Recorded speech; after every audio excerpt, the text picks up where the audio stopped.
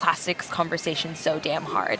And it touched on green hushing and celebrating small wins of companies and culture change. I don't know. I felt so good about it. It was an uplifting session. A very uplifting session, even though the title was a little bit doom and gloom, but very, very informative. And we have so many great people on the keynotes today. Yeah, I mean, I think to your point about kind of the balancing the doom and gloom with awareness, right? Like there are some, I think, ugly truths that circularity is trying to confront, and that's one of the exciting things about being here, is hearing all the ways that companies, large and small, are innovating a solution into how they become more sustainable. Absolutely, and it's really interesting to see how companies are engaging each other along the way. Something that we talked about in our session this morning was that, there's such a stringent eye of consumers on how companies are tackling the plastic crisis and the reuse crisis.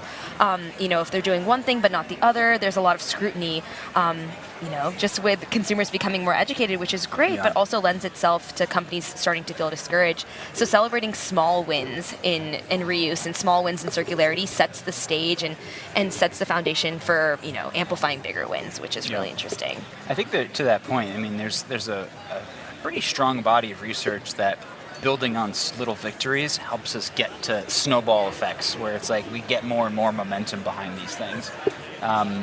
But today's day 2 out of our 3-day week here at Circularity. Anyone in particular you're excited to hear from today? I am really excited about the Wonder Woman panel. Right. It's amplifying art and sustainability, as well as the keynote on fashion graveyards. Fast fashion is a particular interest of mine, so I've seen the videos of like the mountains and mountains of clothes in Indonesia, and I'm really interested to see, and hear about fashion graveyards around the world and what they're doing to tackle that crisis. So, I don't know. There's so many good things to look forward to today. Yeah, I know for me, we were just kind of joking about this, but I am so excited to kind of meet my circular heroes that are here. Yes. There's quite a few folks that I've bumped into that are, you might hear about them on a podcast or you might see them on LinkedIn, and yet we're all here in this room and in an informal way. I think everyone is really kind of approachable, which is a really powerful thing about I think this field, is that we are understanding that it's about collaboration, and you can really feel that here. Yes, we were talking about the fact that we are trying to not come across as fangirls and fanboys. I ran into one of my favorite authors, Zara Biabani, who wrote Climate Optimism, as well as Brown Girl Green, who's doing amazing work in the space and influencing in social media. So I was trying to keep my calm. I was like, it's you. I did not keep my calm around Matt Prindeville. I was very excited because I'm a big fan of the Indisposable podcast. I don't work for them, but I do love listening to that podcast, one of my all-time favorite things to binge. Because, there is such a community of solutioneers, to quote you guys a little bit. And it's exciting to kind of be here and just meet new people in the space and get connected with everyone. Absolutely, and it seems like today's focus, at least from the energy that I'm getting, is really about building community. Yesterday, we were getting introduced to so many different professionals and people were building connections, and it already seems like around the conference that people are conglomerating, which is great. So many great conversations that I've been overhearing, and I think that circularity in general is a community effort. It's about engaging across the supply chain. It's about, bringing community awareness, consumer behavior change, as well as investment opportunities. So I don't know. There's just so much great energy around, and I'm really seeing that today. Yeah, no, it's I can't emphasize enough. It's all about making connections with everyone in the space, and I think.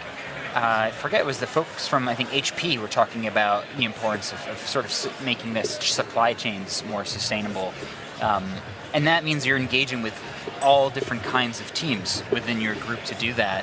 And I think this is helping people see that there's a model for this and that it's possible to really kind of get in touch with the wider network here. I think so too. And we're going to hear from some great keynotes today. So very exciting. Yeah, awesome. Enjoy the show, guys. Thank you all.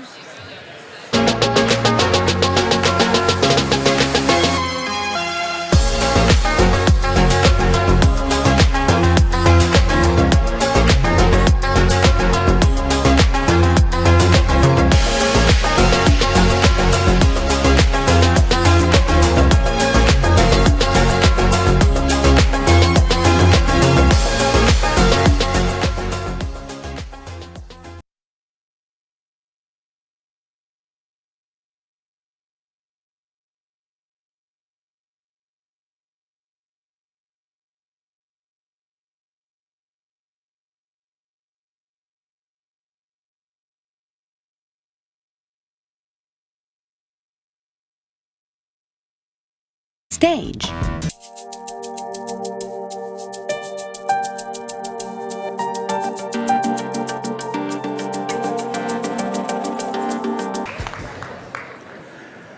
Good morning, welcome. You just heard I am Eric Farrow. I am extremely honored to lead the amazing Greenbiz team. We've been having a good circularity. Let's give a quick shout out to the Greenbiz team. Woo! So yesterday was kind of surreal. We had a welcome breakfast for new Greenbiz employees, and that means you weren't at Greenbiz 23 in Phoenix in February. And there were over 20 people there.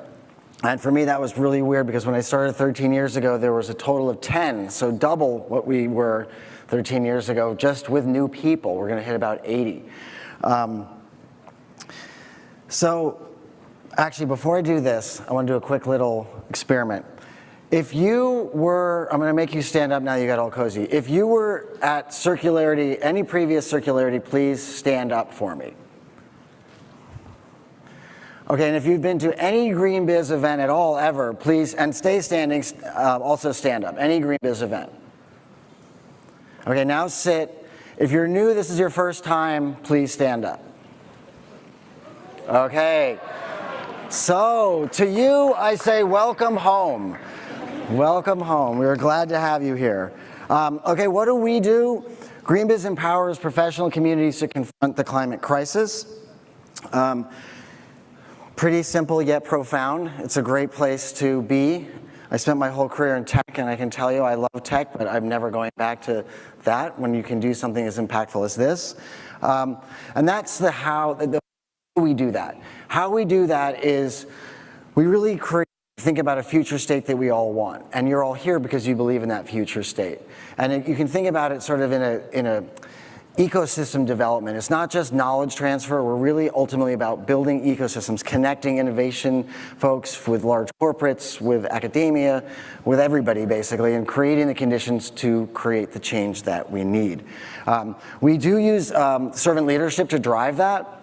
And servant leadership is really the simple concept of I serve because I lead, and I lead because I serve. Profound, simple, but hard to internalize. And then the framework that we think about, you guys are here part of the circular economy market. We see the markets in 4 discrete areas. We came out of corporate sustainability, that's our first market. For each one of these markets, we have the leading industry event, we have the leading peer networks, and we have the leading digital media. The other 2 would be climate tech, which is our Verge event, and then ESG, which as we all know now, apparently you're not allowed to say ESG. So ESG, ESG, ESG, ESG, sustainable finance. And so that's why we're here today. I'm done with my little special kickoff part, but I'm just really excited to introduce our next speaker. And John referenced this, which we can't do what we do without partnerships. That's really one of the key things. Ecosystem development is about building partnerships. And we've been to lots of cities around the United States and around the world. And I'm not just saying this because I'm introducing the mayor. Seattle has been the most interesting, best partner we've had, I think. So shout out to anybody who's from Seattle. And I think the Pacific Northwest is really just emblematic of the infrastructure that needs to be built to make the kind of change we need. I had lots of things I was supposed to say about Mayor Harrell, but I'm just going to say he was a star football player. He was really focused on homelessness and really doing that in an inclusive way. And I'm pretty sure he's going to talk about also all the great work he's doing around climate and circular economy. So please join me in welcoming Mayor Bruce Harrell.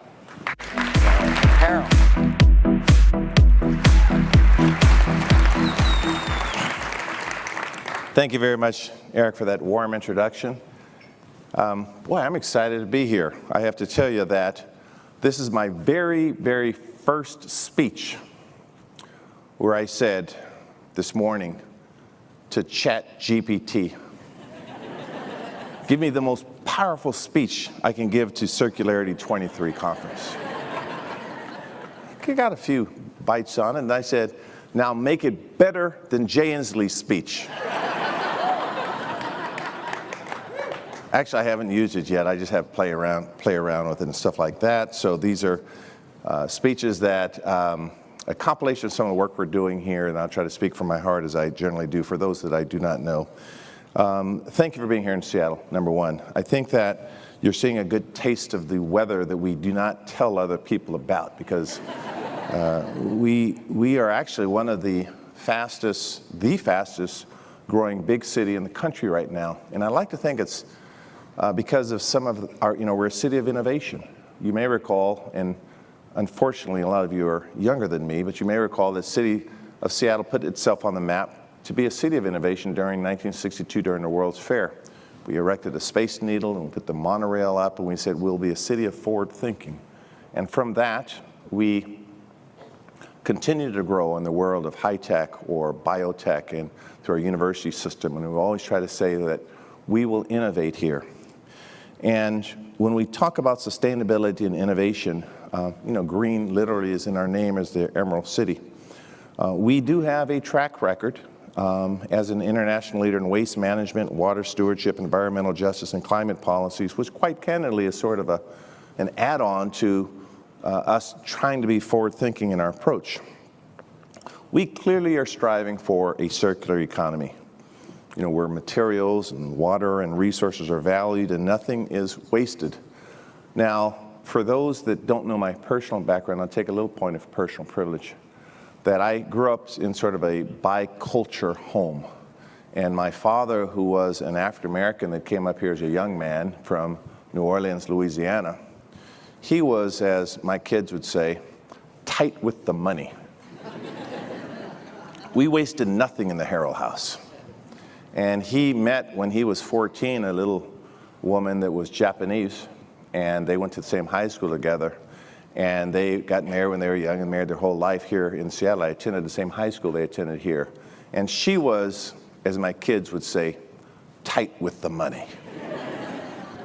And one of our family activities, we would go fishing, and my father was always a good stewardship of the fish. We'd just catch our limit, and we would clean the fish and eat the fish, and then my mother would think of a way to use the fish heads and the internal organs of the fish for fertilizer. And I was in that house where if we left lights on in the house, my father would scold my brother and I for leaving the lights in the house. And like I said, they were tight with the money. Everything mattered. But I didn't realize then until I became an old man and perhaps a father myself, what they were teaching me, the beauty of this circular economy. It wasn't phrased as such then, but that we didn't want to waste anything. And I've had the great privilege to go around the world and look at what they're doing in terms of environmental sustainability. I was recently in Iceland as an example, and this story about the fish had come back because I realized what they're doing in terms of hydrogen development, fuel cell development, and just making sure they have a circular economy there. So this work that you're embracing, I think, it does two things. Number one, it saves our planet. It could create millions, if not billions, of savings in our economy. It creates new jobs for everyone. But I also would suggest it does something even equally important. It's a unifying element amongst cultures. And I talk about my biraciality here in the city only because I'm only the second person of color to be the mayor in 150 years.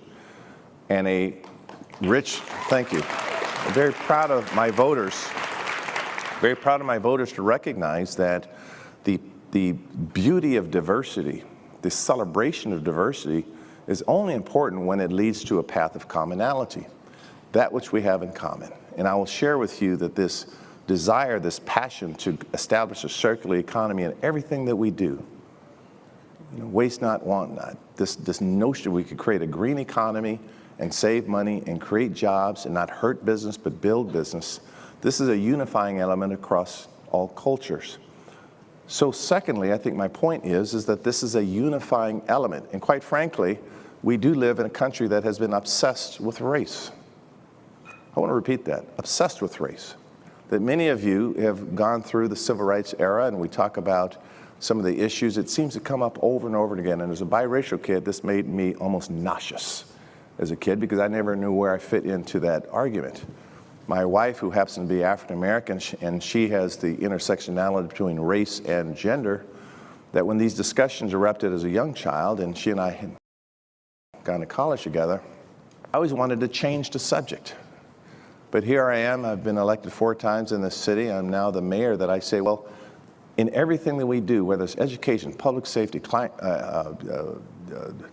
environmental sustainability, whatever, transportation, whatever part of the ecosystem is, it's a unifying effort. So when you're here in Seattle celebrating our circular theory, if you will, it is a unifying element. And so when you see people in this room, quite frankly, this is one thing that some people of color do.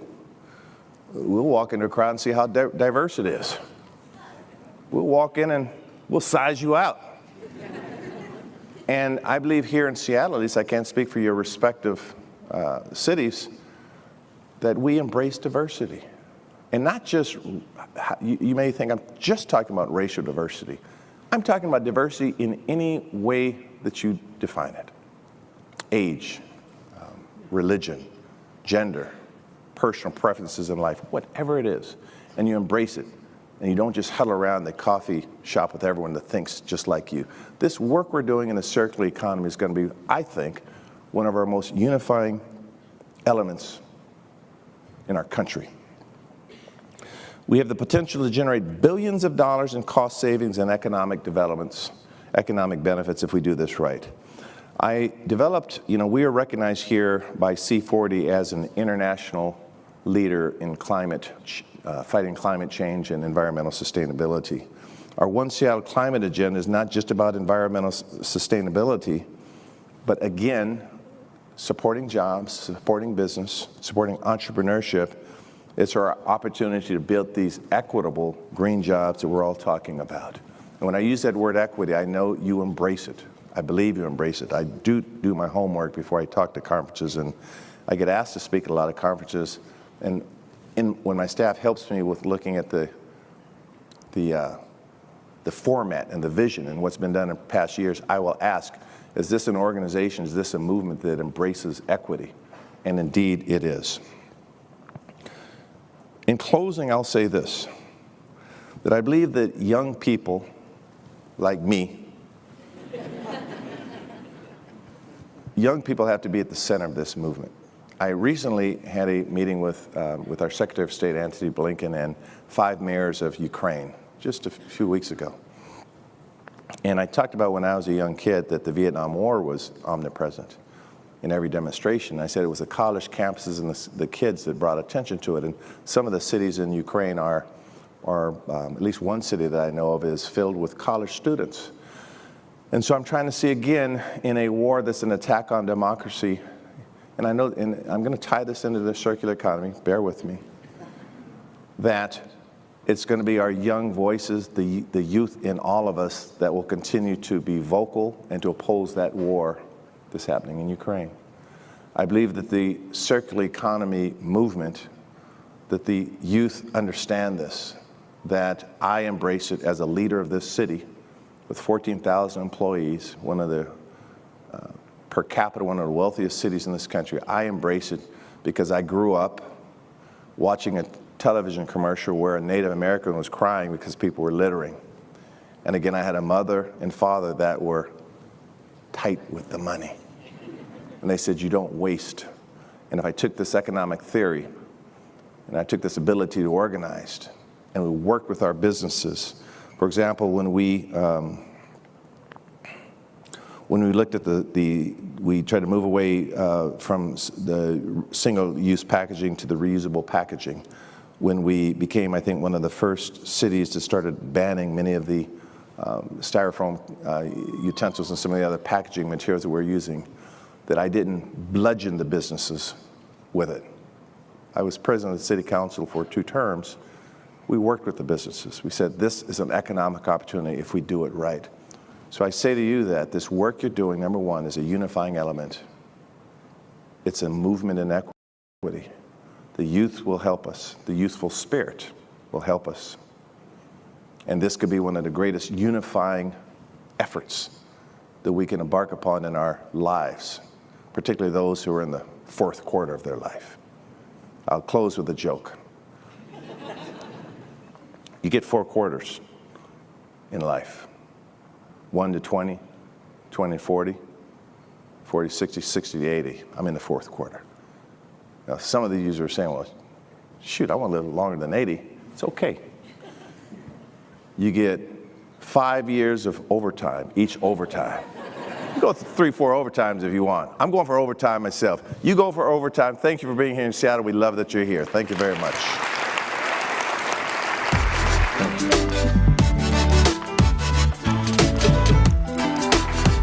So thank you, Mayor Harrell, for spending some time with us, for sharing your thoughts with us, and of course for sharing your city with us. Just wanted to say one more time how grateful we are for all the excellent partnership from the city during this planning process. It's been absolutely amazing. We couldn't have asked for better partners. All right, our next speaker is another one of our lightning talks. I'm really excited about this one because it features reuse.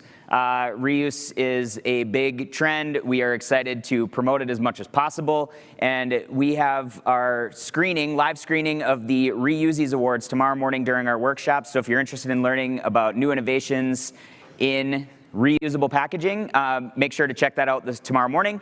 Our next speaker is Chief Innovation Officer at Upstream Solutions, Priscilla Johnson. Welcome, Priscilla, to the stage.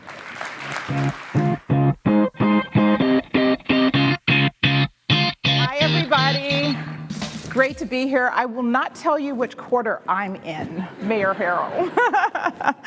My name's Dr. Priscilla Johnson. I'm the interim CEO, and I'm also Chief Strategy Officer for Upstream.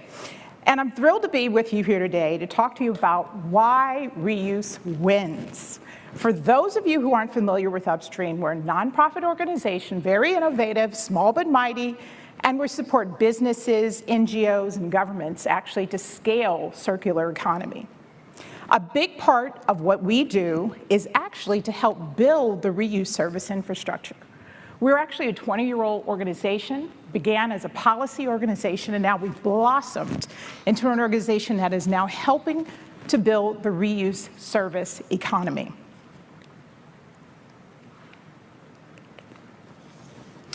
So why do we care so much about reuse? You hear this everywhere now. Well, we exist because 10% of the wood harvested actually goes into single-use products.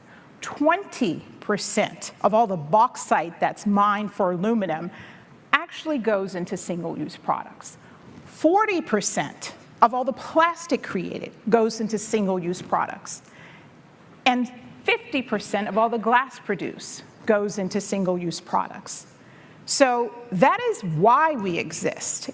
And what we do actually is very unique. We set up communities, networks, and we have something called the Reusees that you just heard John speak about that's coming up tomorrow at 9 a.m. But let's get back to these products. These products are actually used once, and then they're either trashed, recycled, or they become litter. And the unfortunate part about recycling is that only less than 5% of all plastics are recycled in the United States. So this system is built around products and packages as a product and not as a service. It requires a huge global supply chain that actually is extractive. And our work at Upstream is to decouple the natural resource extraction from consumption. So today, and if you look at the statistics that are on this slide, they're pretty harrowing. This comes from one of our reports, actually, that we authored a couple of years ago called Reuse Wins.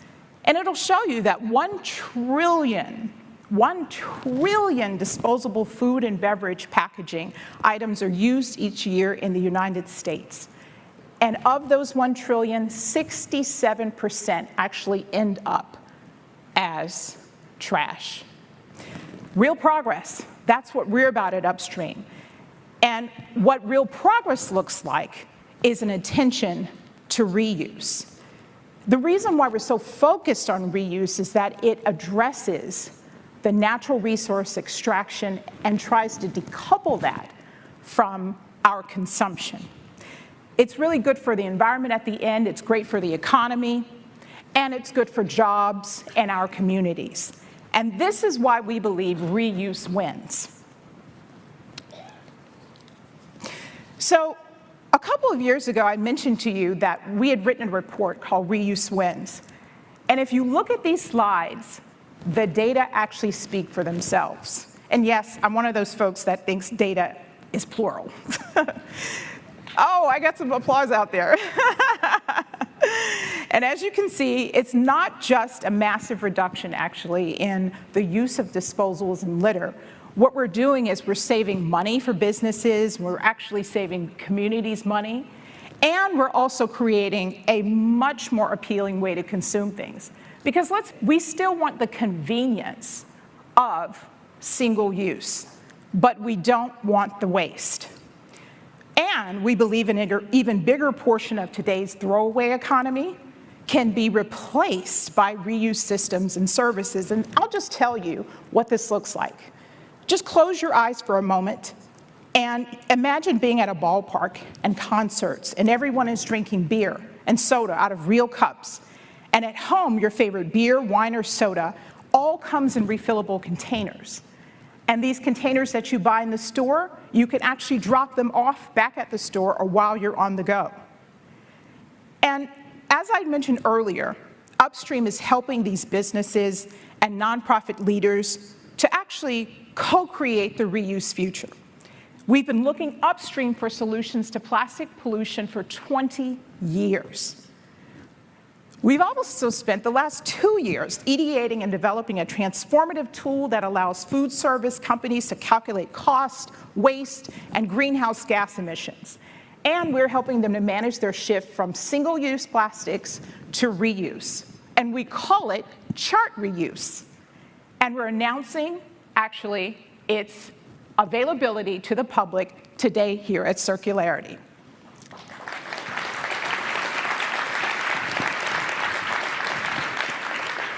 And finally, before they kick me off stage, we're storytellers here at Upstream, so I can't help it. I just want to tell you everything.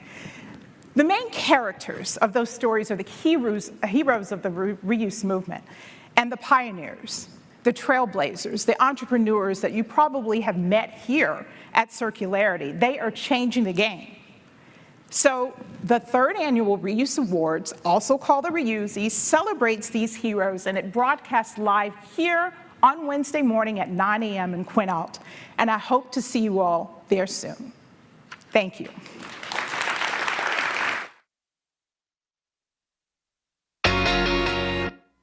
Please welcome to the stage Circular Economy Director at Greenbiz, Suze Oki. Hi, everyone. Thank you so much for being here. This past January, I found myself in Louisiana. I was visiting a stretch along the Mississippi River between Baton Rouge and New Orleans that has earned the moniker Cancer Alley. Home to over 200 plastic and petrochemical plants, it has some of the worst air pollution in the nation, with over 50 toxic chemicals and known carcinogens in the air. Now, the communities there can face a cancer risk up to 50 times higher than the national average. And because of that, it has earned the name a sacrifice zone. In the name of single-use convenience and an economy derived from synthetic materials and fossil fuels, what we are sacrificing are the lands, lives, and cultural heritage of the predominantly Black and brown communities within St. James, St. Charles, and St. John the Baptist River Parish. Now, while I was there, I had the opportunity to meet some really incredible women that are fighting to protect their communities, protect their rich heritage they represent, fighting for their own lives. The Banner Sisters are two such women. As the co-founders and co-directors of the Descendants Project, they are fighting to dismantle the legacies of slavery and to build a resilient, healed future for the Black descendants communities within the river parishes. Please join me in welcoming to the stage Dr. Joy and Joe Banner.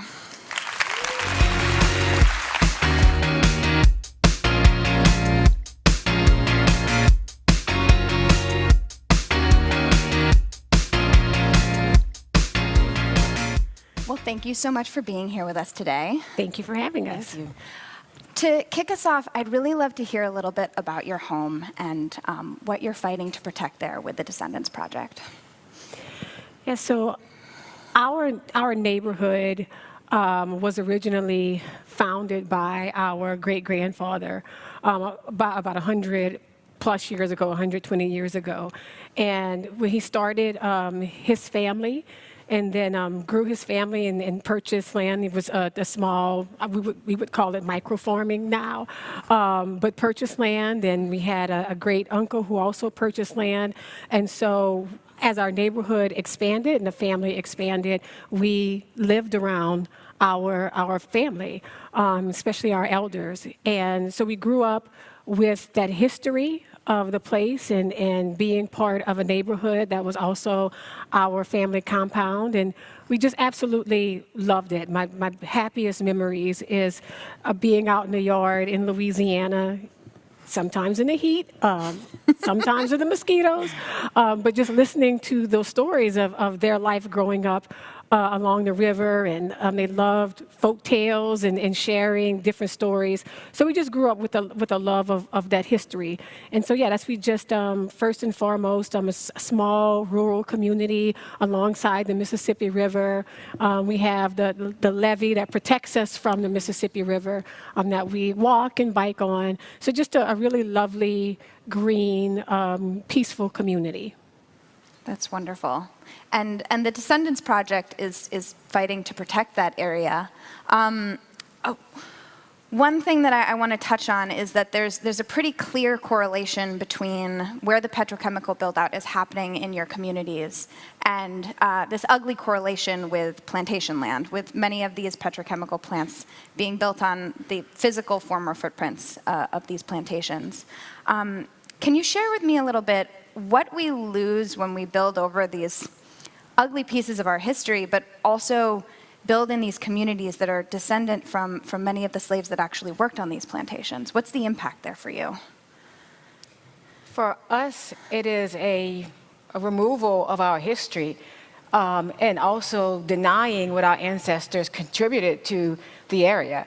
If you think of our enslaved ancestors, many of them walked from the plantations, those that were lucky, after emancipation, or the battlegrounds of the Civil War fighting for the Union, and they created the neighborhoods that we live in right now. They were the first investors in the area. They were the first infrastructure builders. So when you think of that being erased and us removed from those roots, it's really, it's hard. It's hard knowing everything that we fought for could be lost. My parents who grew up in our hometown had a very happy life and raised us there, and seeing your history be wiped off for something that honestly is not needed is really a really horrible place to be. So that's why we're fighting back so hard, because we just want to protect what we have for future generations. Yeah, absolutely. And I know that so often this conversation is really kind of positioned around this idea of trade-offs, that, you know, we can protect the cultural heritage or we can create jobs. We can protect the communities or we can create economic development for them. And I actually think there's like a correlation there as well with the material conversation of these incredible synthetic materials that can do so much for our economy and yet have such negative impacts with the pollution that they create both up and downstream. So I want to touch on a little bit how you think about this framework of trade-offs and your thoughts on looking at it from this pro versus con perspective. How do you feel about that? Well, and so we call ourselves the Descendants Project because, like we said, we are descended from people that were enslaved at one or several of the hundreds of plantations that lined the Mississippi River. So we are literally on the grounds of former plantations. Those are everywhere. But I don't think that we understand, you know, that plantations are historical corporations. And so I think that they're, for most people who don't live, in communities where there are plantations in your backyards, or if you are visiting New Orleans or visiting Louisiana to come and take a tour of a plantation, you may feel removed from what these plantations actually mean for the way that we do business now. So we have, the level of extraction, from the environment, from the people, obviously, for the enslaved, men, women, and children who work there. You have so much, extraction and violence, all in the name of business. And so we talk about economic development. I'm a former business professor, and I taught 8 years and then went to work as a director of communications at a slavery museum on the grounds of a plantation. And there are things that I'm teaching, that I learned as a business student, maximize shareholders' value, the emphasis we put on profit, and then teaching and learning more about the slavery system and realizing, wow, there are things that we're doing in our current business models and the way that we approach business that literally it has not changed. And this idea of something has to be sacrificed, someone has to sacrifice, something has to die, because it means that the value, if I'm not extracting everything from it, then in my mind, that's money being lost, right? And so this idea of, what are we doing when we say economic development and progress? What are we asking for when we say profit? What are the sacrifice? Someone is sacrificing for it. Just to get, when it comes down to these trade-offs, somebody is being sacrificed. Somebody is being sacrificed. You're not seeing it, or you think you're not seeing it, but it's people in my community that we know that are in chemotherapy treatments as we speak, because we won't stop producing plastics. Yeah. Right, so you have to be able to see it. You have to see the pollution. You have to smell it. You have to taste it. You have to see it every day. We can't escape it. In order for us to understand, this is the impact that we're having on people's lives. It's exceedingly powerful. Yeah, another round of applause. Well, again, thank you so much for everything you're doing to protect those people and protect your community. It's exceedingly powerful to hear. I know that you actually came to Circularity from Paris. We were hearing a bit about the Global Plastic Treaty negotiations yesterday on the main stage, and you were there. I'd love to hear a little bit about your experience there. What does success look like coming out of this, based on your place in the ecosystem as a stakeholder in that community? Success for me looks like embracing the fact that recycling will not solve the problem. We cannot recycle our way out of this. Recycling, taking something that's made from a toxic substance, you cannot make that into something that's not toxic. And even when you are recycling that, it's going to a community next door to it, probably our communities. So that's the real, I hope that message comes through, that we are bending ourselves in pretzels, trying to make plastic work. And it just doesn't. Because without someone getting sick, as Joy mentioned, dying from cancer, but before you die from cancer, you suffer from cancer. There are people who are taking 2 types of painkillers in order to just make it to the next day. So I want everyone to understand the ramifications of it. Being in Louisiana, we've gone through our fair share of hurricanes. And if you've ever evacuated from a natural disaster or a storm, there's something called contraflow, which means that all traffic is stopped and everything moves out of the area. So everything, the system that we're used to, guess what, is stopped. And within a day, everything flows in the other way. And that's exactly what we need for plastic, contraflow. We all need to move away from it. We need to stop making excuses for it, trying to make economy off of it, stop giving fossil fuel a lifeline. Because we have proven that we cannot live next to it. And we come from, thank you, we come from family members who work in petrochemical. This is part of our culture too. So we're not saying this as if we're an alien and we're looking down. It's part of our family and our culture and our life and part of our lives. But we've seen too many people suffer and too many people deal with sickness from it. So I hope that we have made, that's one of the messages we were trying to to communicate, and we work with several different environmental justice groups when we were in Paris. So it's not just my community, it's other communities, indigenous communities, communities in Pennsylvania and all, who are feeling the same type of strategy and tactics being used. So that we tried our best to intervene, and we'll keep intervening as much as we can. Oh, well done. Well, and I just add to, nobody is off the hook, including ourselves in terms of materials. Because as we talk about plastics, but, what we have right across about a half a mile from us is an aluminum producing bauxite plant. We have mercury in the soil because of it, right? And so I'm sitting here with an aluminum bottle, but there is an impact to someone there. So everything that we do, the way that we consume, has an impact on someone. And so we just have to be mindful, and then come back to the humanity of it all, right? And even the language that we use, I'm seeing things like negative externalities and, linear systems, and I'm like, what the hell is this?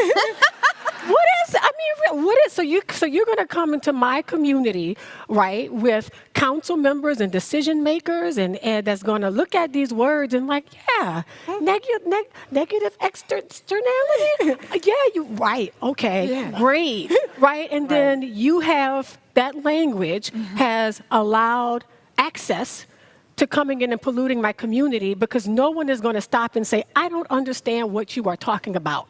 Break it down in human forms for me to understand. And we get stuck with the pollution and the ramifications of it. We have children in our communities with diseases that are rare across the United States if you get 4 cases. It's that rare.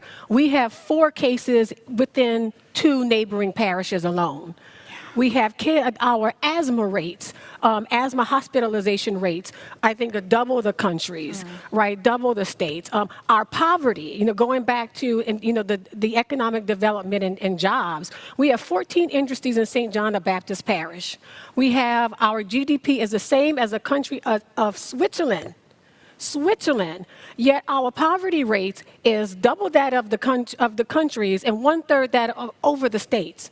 So your jobs and your economic development, I don't know who it's working for, but it sure ain't working for us. And we're sacrificing our communities and, our land, and companies are coming in and getting tax breaks, and we are being stuck with the disaster, that these companies leave us. Yeah. Sorry.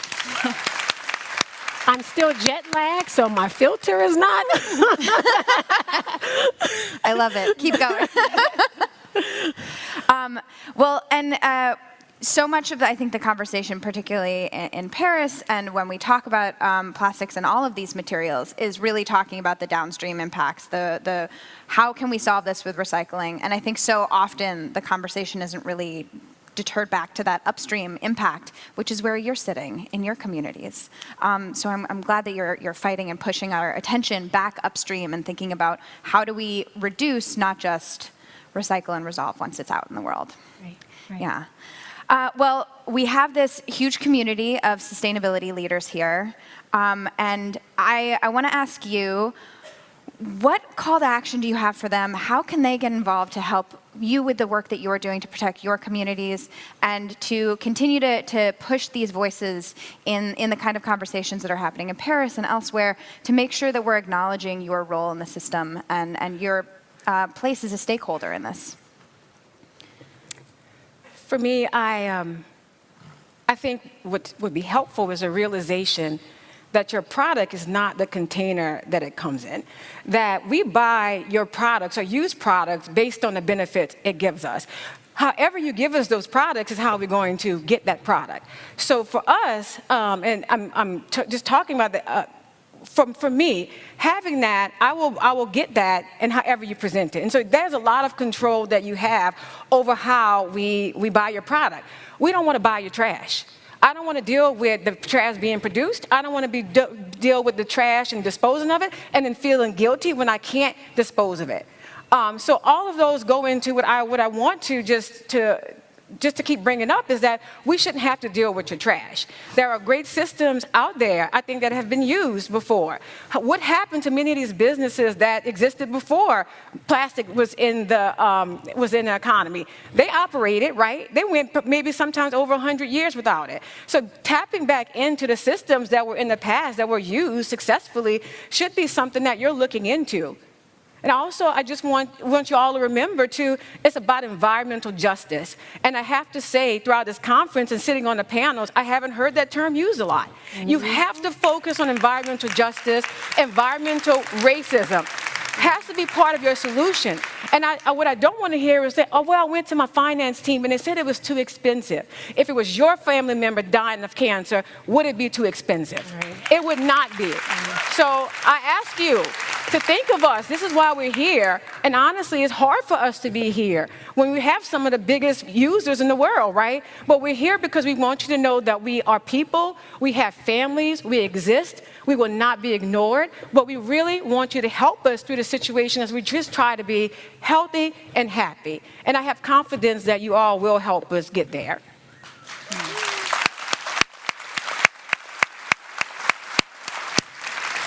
Well, my last question is really about this amazing energy that you're bringing to the conversation. How do you maintain that energy and that courage to continue this fight? Because I can see it's a power in you. It's truly impressive. How do you maintain that? That's a feisty Louisiana spirit. I love it. All the hot sauce. No,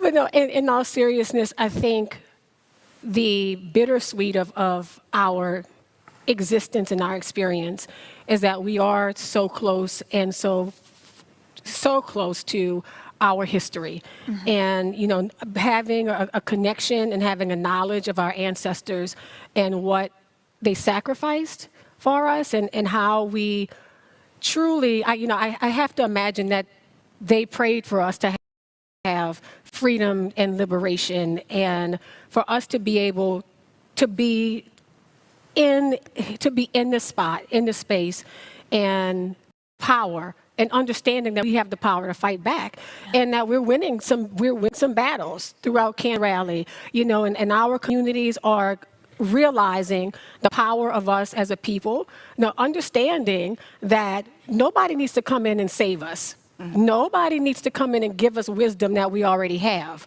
mm-hmm. right? And we don't need people to come and give us the same like plantation paternalism of you need us. We should have the authority, the ability, not the authority, but the ability in the agency, if you're lucky, we'll invite you into our community if that's what we feel. But we don't need anyone coming in there and telling us what we need and what to do, mm-hmm. right? And I guess I just, that drives us to stay motivated, energized. But I do a better job of of finding some self-care moments. Yeah. And take it. I will admit that it's just we're in the middle of 4 different lawsuits. At the moment, we're fighting a grain terminal. So when we talk about all of these different materials, well, industry has gotten creative and crafty, and they've said, well, maybe putting a chemical plant in the parish is too obvious, that pollution. But if it's a grain terminal, nobody understands how much pollution is involved with grain. No one is going to understand that we're coming in and would destroy my community by somebody who claims to be a person, an impact investor, who's greenwashing and telling us that we need those jobs. So we have to be careful, and we're fighting on a lot of different fronts in order to protect our community. Well, thank you so much for everything that you're doing, the energy, the hot sauce that you're bringing to this conversation, and everything that you're doing for the river parishes. Everyone, please join me in giving a round of applause to the Banner Sisters. Thank you. Thank you so much.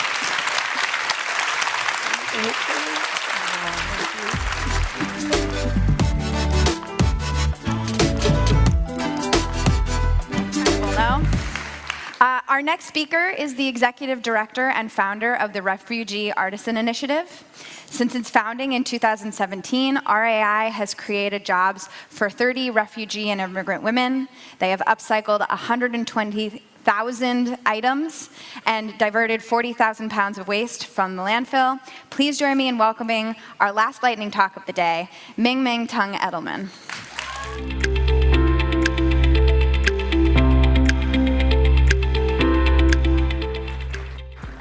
Hello, my name is Ming Tung Edelman, founder and executive director of innovative nonprofit called Refugee Artisan Initiative, also known as RAY, like a ray of sunshine.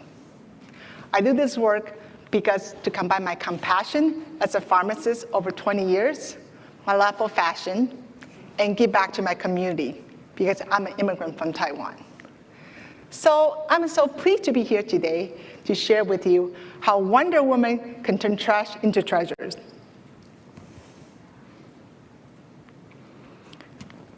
Do you know refugee women have the highest unemployment rate of 60%? They face tremendous barriers: language, transportation, childcare. They often end up stuck at home, feeling isolated and depressed. Do you know that 85% of textiles get dumped into the landfill? That's when RAY comes in. We recognize that sewing is a universal language, no matter where these women come from, to Seattle. Why not put into work by upcycling unwanted textile? We do this by training these women, getting started with their micro businesses so they can begin earning their first paycheck in America with the flexibility working from home, later purchase their first car, and few even their first home. Our Wonder Woman unleash their superpower, like we just mentioned, upcycle over 120,000 items and keep over 40,000 pounds of materials out of landfill in the span of the last 6 years. We are best known as Bag Guru because we make all kinds of bags. But we want to do more. We are in the process to become next ethically handcrafted organization. What that means that we're committed to worker safety and ensure they're earning a living wage. You will soon to see this label on all our products. So how can we grow? By partnering with companies like Tommy Bahama. We take their leftover fabric and turn it into a limited edition of beautiful napkins, placemats, beach totes, and more that they sell to their customers. Another important partnership with Starbucks. We take their empty coffee bag sack and turn it into baskets, totes that they sell back to their employees. We even take their plastic packaging materials that are both thermal and waterproof quality and turn it into lunch totes, but we go even farther. We keep our unsheltered neighbors warm and dry with the innovative sleeping bag that doubles as a coat. I'm so proud to wear it right now.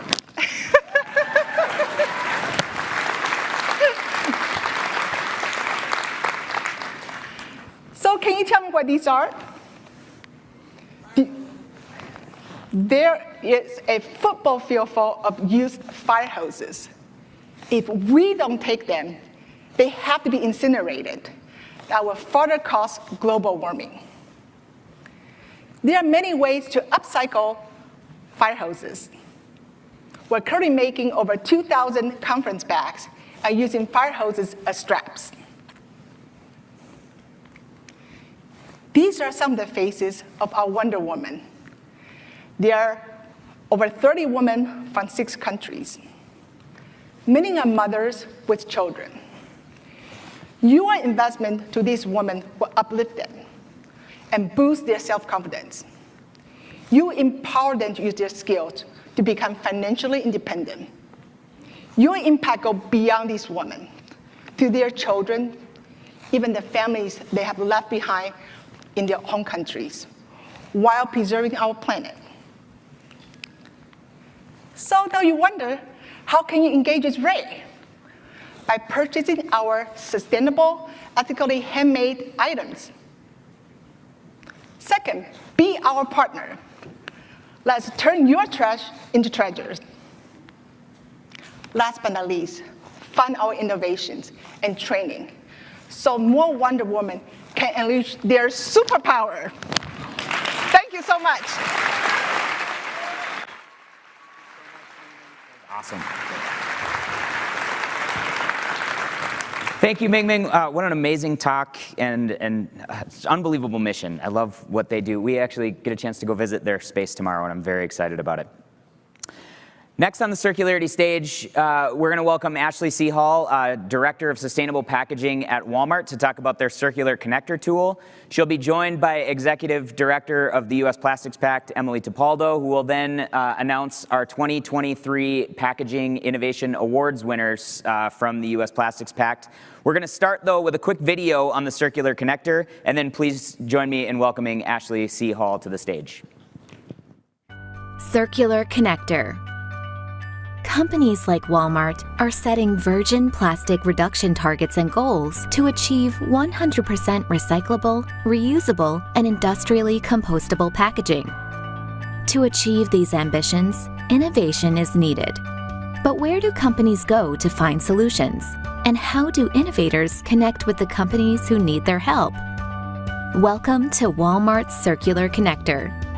The Circular Connector is designed to help bridge the gap between those who need solutions and those offering them. At Walmart, we can make change happen through our power to connect. Change makers with innovators, creators with problem solvers.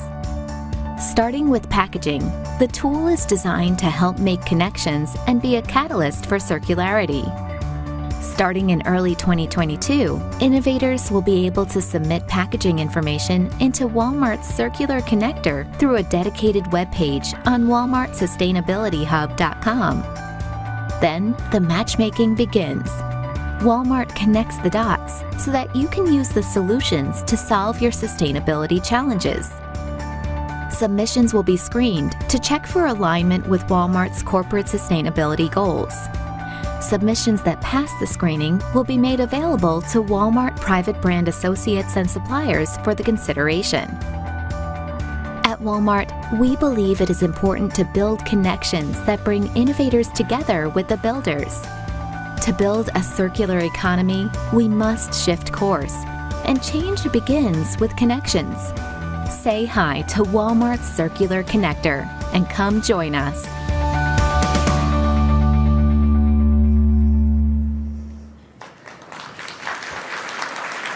Thank you. Walmart is on a path to becoming a regenerative company.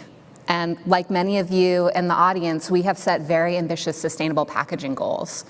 Our goals by 2025 are to be 100% recyclable, reusable, and industrially compostable in our private brand packaging, to achieve 20% recycled content in our private brand plastic packaging, and to reduce our virgin plastic footprint by 15% compared to our 2020 baseline. And if you have goals like us, you're probably thinking, wow, 2025 is coming up really fast. And it begs the question, how can we move further faster? We know that circularity requires design changes, infrastructure improvements, customer and community engagement, and well-designed policies. At Walmart, we work to engage and influence across all of those areas. But the area where we have the most impact and power is through the design of our packaging and products, because that's what we can control best. And so as we started down this journey, the question that we often got asked internally was, well, what do we do, right? What does good look like? What is recyclable, reusable, and compostable? Companies come to us, are they the right solutions? And how do we get them to all of the thousands and thousands of associates within Walmart that are making these changes? And so I want to ask all of you Think to yourself, are you a company that's looking for sustainable packaging solutions? Have you thought of these same questions? Or are you a company that has a sustainable packaging solution and you're thinking, man, how do I get that in the hands of people in this room and beyond? Well, that's the purpose of the Circular Connector. We created this tool to help people who are looking for sustainable packaging solutions connect with those that offer them. And we started it with our private brand suppliers, but it's free and open to anyone. You don't have to work with Walmart. You can be another retailer. You can be someone who's never done business with Walmart. It doesn't matter. You can be from another country. It is free and publicly available on that website right there. And we designed it because we think that information is power. And it's really annoying to see a really great sustainable packaging and say, who makes that? And how do I talk to them? Who do I talk to? And spend hours of time trying to figure that out when it could be right there in your fingertips. Because standardization of packaging types makes it easier for consumers to know, oh, I have a bottle, I can recycle it. I have a coffee pod, I can compost it. And to make it simple, because that's what we want. Right now, it's too hard to know how to reuse, what to compost, what is and isn't recyclable. The sustainable packaging work that we do is based on APR, BPI, Ellen MacArthur design requirements. And right now, there's over 200 solutions that are available. We first announced the Circular Connector last fall at Greenbiz Verge in tandem with the US Plastic Pact Innovation Award winners. And the solutions you can see can be searched by different markets. They can be searched by different packaging formats and by different use categories. Because if you're searching for packaging for blueberries compared to cleaning products, compared to microwave packaging, they're all different. They all have different needs. And you can search by those here. As a member of the US Plastics Pact, we offered the Circular Connector as a tool for that team to be able to collect and assess potential solutions for their innovation awards. We felt that was important because, again, we want to make sure that this project is not just something for Walmart suppliers, it's open for everyone. And so I'd like to invite Emily from the US Plastics Pact to join me to have a short conversation about the work of using that Circular Connector tool with the US Pact Innovation Project. Welcome, Emily. Hi, Ashley.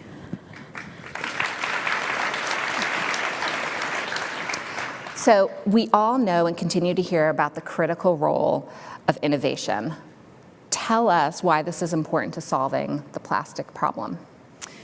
Sure, and you already mentioned one point about we are running out of time. So for anyone who's working on a 2025 timeline or even a 2030 timeline, we're running out of time, and we've had a lot of time to make changes. So we know there is still a lot of innovation and change that's needed for a number of packaging formats, and we need to continue making action and change happen. And participating in the Circular Connector, as well as the Sustainable Packaging Innovation Awards, it requires compliance or screening against these widely accepted design guidelines. Why is this so important? Sure, so we'll never have all the data, but we have a lot of data to make really informed choices and decisions and to take action. So I think we're in this space, we have great design guidance around reusable packaging systems. I would say that one is still building, but great design guidance around compostability and recyclability. So no longer should anyone kind of be hanging out in this hypothetical space. Like, we need to take what we know and put it into action. And by doing that, we're able to harmonize in a way the packaging design from the outset. So if we streamline and optimize how we're building things and constructing things and have much greater visibility into what's going into it, how it's put together and constructed, then it's much more valuable on the other end and allows for greater standardization when it comes to how do we get the stuff back, how do we collect it, how do we reprocess it, whether it's plastic or something else. So design guidance provides a great level of transparency and understanding for everyone in the value chain of what it is and its value. Great. How does the Sustainable Packaging Innovation Awards build off of the Circular Connector? Yeah, so I would say that the Innovation Award provides an added layer of evaluation. So one thing it does is the Pact has a very particular mission and vision for how we build a circular economy in the United States for plastic packaging, and it adds that layer of, does it align with the targets we're looking to achieve, and again, the vision that we have set out for ourselves. There are some added evaluation around consumer acceptance, manufacturability, which is a really big one, because again, we're talking about how can we make change happen at scale in a commercial way, tomorrow, not 18 months down the road. So that added level of evaluation, I think, really kind of ratchets up the value of the awards themselves. I totally agree.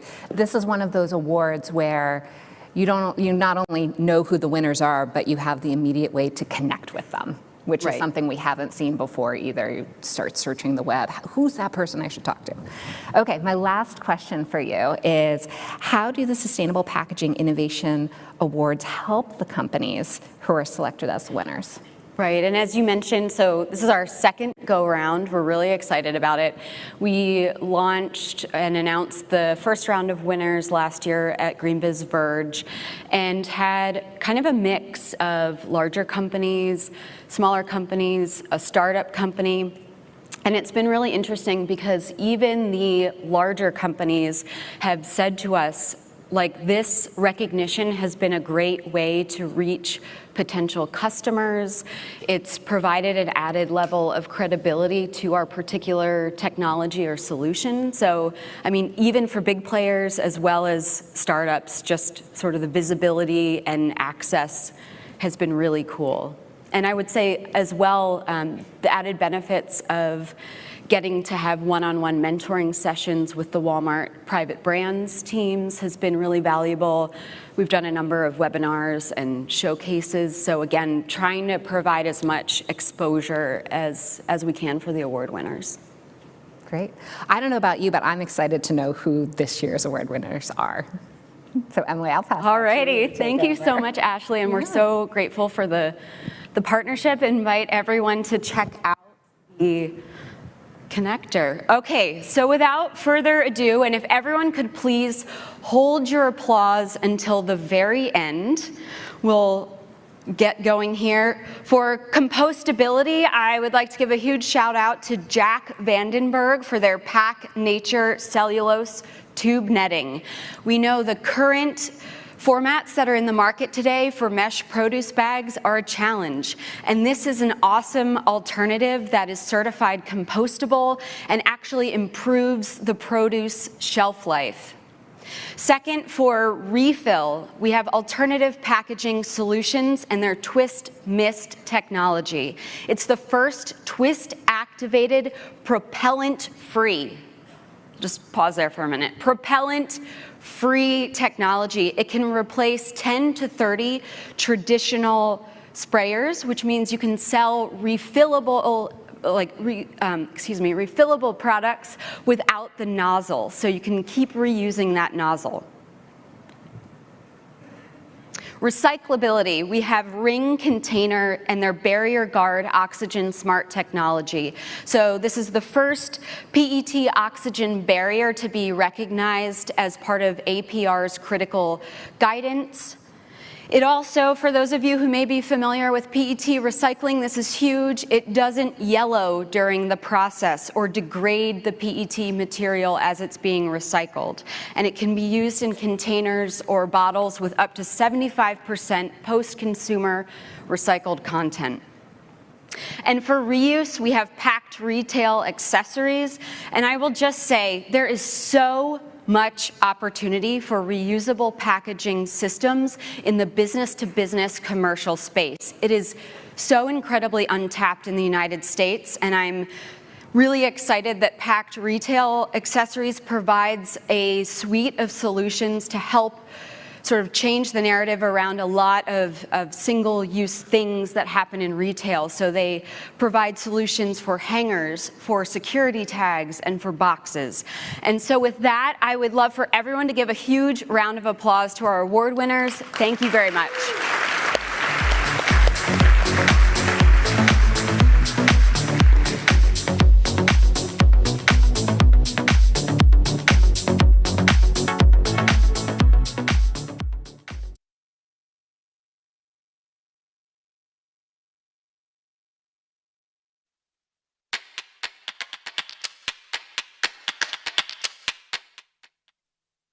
Over the last decades, humanity has led to a massive decimation in the health of ecosystems and the population numbers of various species.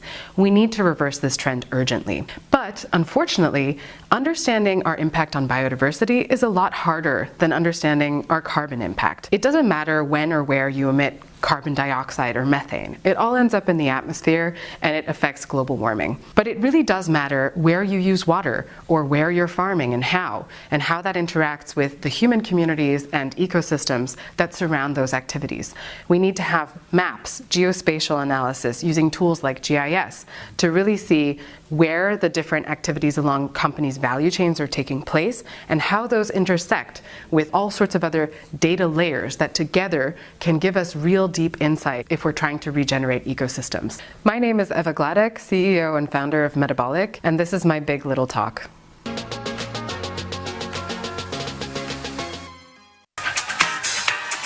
Please welcome to the stage Startup Programs Manager at Greenbiz, Jake Mitchell.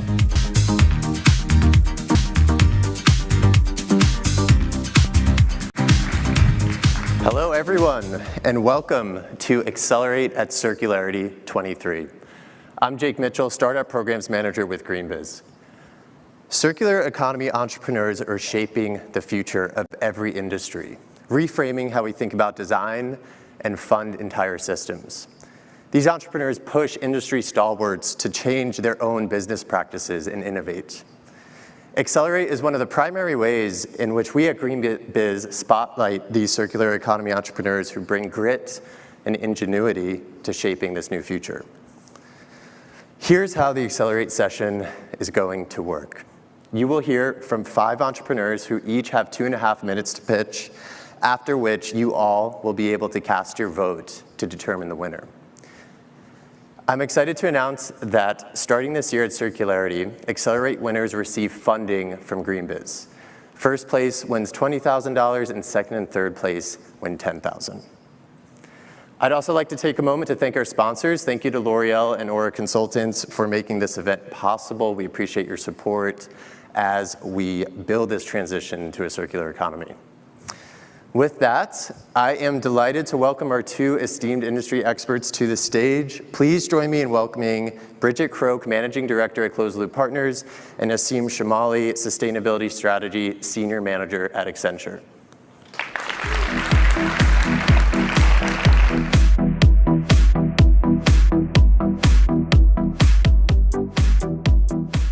We'll be inviting Bridget and Asim to share their perspectives on how these startups fit into the broader circular economy. So thank you so much for being here with us today. Now remember, in the end, it will be up to all of you to determine the winner of Accelerate at Circularity 23. Are you ready? Are you ready? Let's go. All right. So let's dive right in. We'll begin with Rebundle.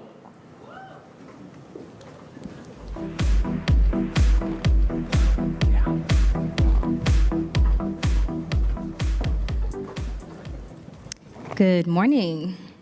My name is Sierra Imani May, and I'm the CEO and founder of Rebundle. There is a big, hairy, $14 billion problem in the hair extensions industry. Most plastic synthetic hair is made out of PVC, and 1 in 3 wearers will experience some sort of scalp irritation while wearing braids due to the toxins. These toxins are known carcinogens, endocrine disruptors, and huge pollutants. In fact, we estimate that nearly 30 million pounds of plastic synthetic hair will end up in US landfills each year. As a Black woman who's been wearing braids all my life, I recognized that not only was this a health concern, but an environmental justice issue that has been overlooked for decades. And that's why I started Rebundle, the first US-made plant-based hair extensions brand, revolutionizing hair extensions with more comfort and less waste. USDA bio-preferred certified and microbiome friendly. Braid Butter is non-toxic, it is itch-free, it's toxic-free, and biodegradable after use. We have made some major milestones since we launched a couple years ago with investments from Colin Kaepernick and Chris Paul. Our products are made in the US with a vertically integrated supply chain, first of its kind, and we have defensible technology. Since we relaunched this past November, we've seen 35% month-over-month growth. We're an award-winning brand. We've been featured in nearly every major beauty publication that's out there, helping our customers find us and keeping us top of mind for new shoppers. So we're carving out our very own lane in this space, quickly becoming a category-defining brand. The competition is either just getting started or haven't even left the starting blocks. So what that means is we'll continue to focus on what we do well, braider advocacy and smart brand plays. Our unit economics tells us that our average customer is buying 4 bundles at a time, and 14% of our customers are coming back for more. Our gross margins tell us that we need to start outsourcing our production, which will start this quarter, and this way we can drive up our margins and drive down our cost. Wouldn't be possible without my amazing team. We have each vertical covered from product, marketing, brand, and operations. Today, I'm raising a $500,000 bridge round to help continue and further our mission of dramatically decreasing the health and environmental disparities in the hair extensions industry. Thank you.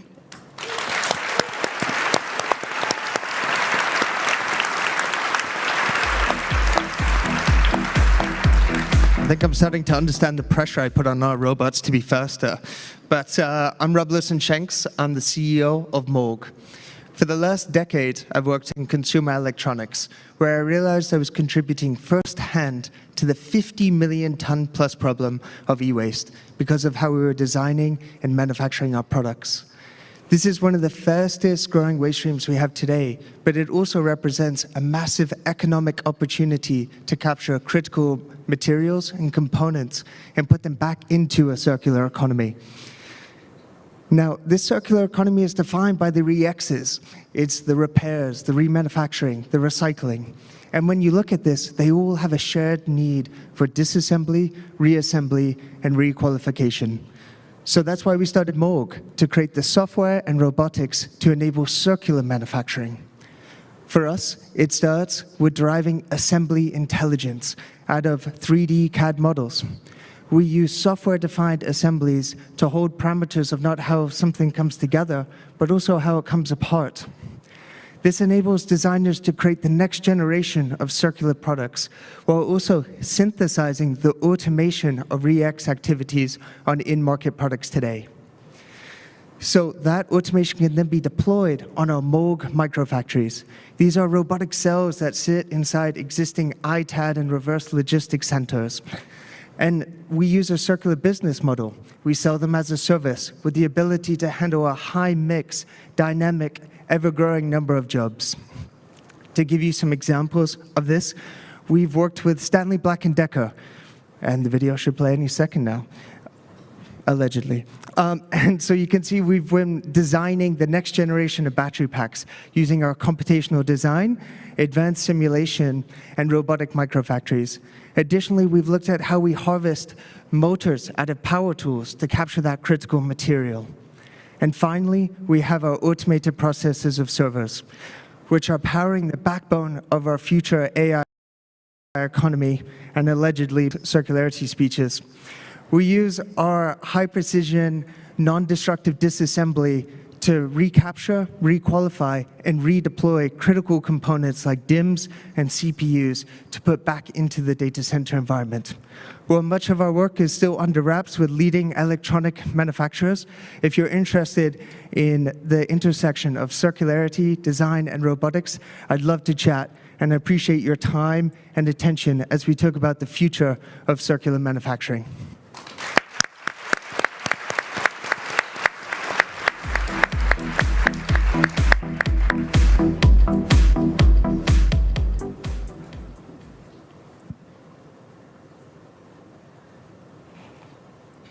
production of plastics and chemicals from fossil fuels releases 4.8 gigatons of CO2 each year. Current solutions to reduce the climate impacts of these industries are not effective or sustainable, and with less than 10% of all plastic currently being recycled, these approaches will not meet the rising demand for recycled plastics. Over 9 billion tons of virgin plastic have been produced to date, and while most view this as waste in landfill, we at Samsara Eco see it as a valuable resource. We've engineered plastic degrading enzymes that can take waste plastics and through a proprietary process, convert them into their constituent monomers. These monomers can then be used to make virgin quality plastic again with no compromise to the quality of the plastic over an infinite number of cycles. They can also be upcycled into other fossil fuel replacing chemicals. Our process can handle the cheap feedstock that other recyclers reject. It's a continuous process that reuses the enzyme over multiple cycles, and our mild conditions reduce our carbon footprint to less than half that of virgin plastic production. Importantly, our product is equivalent to virgin plastic. We will meet market price with superior products sustainably produced at an advantageous cost.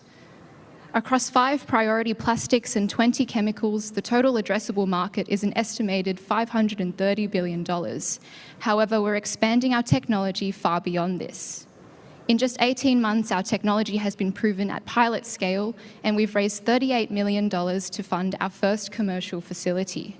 We're also performing trials, producing bottles and fibers with the largest consumer goods companies in the textiles and packaging industries, including our partner Lululemon. Supported by the world's leading investors, our experienced team of scientists, engineers, and business people are bringing infinite plastic recycling to the world. We're looking for strategic partners and investment to accelerate Samsara towards our 2030 ambition of recycling 1.5 million tons of plastic per year, preventing an estimated 2.5 million tons of CO2 emissions. With infinite plastic recycling, we can view waste as a valuable resource and begin to build a world that never needs to exploit the Earth's resources to make plastics or chemicals again. Thank you.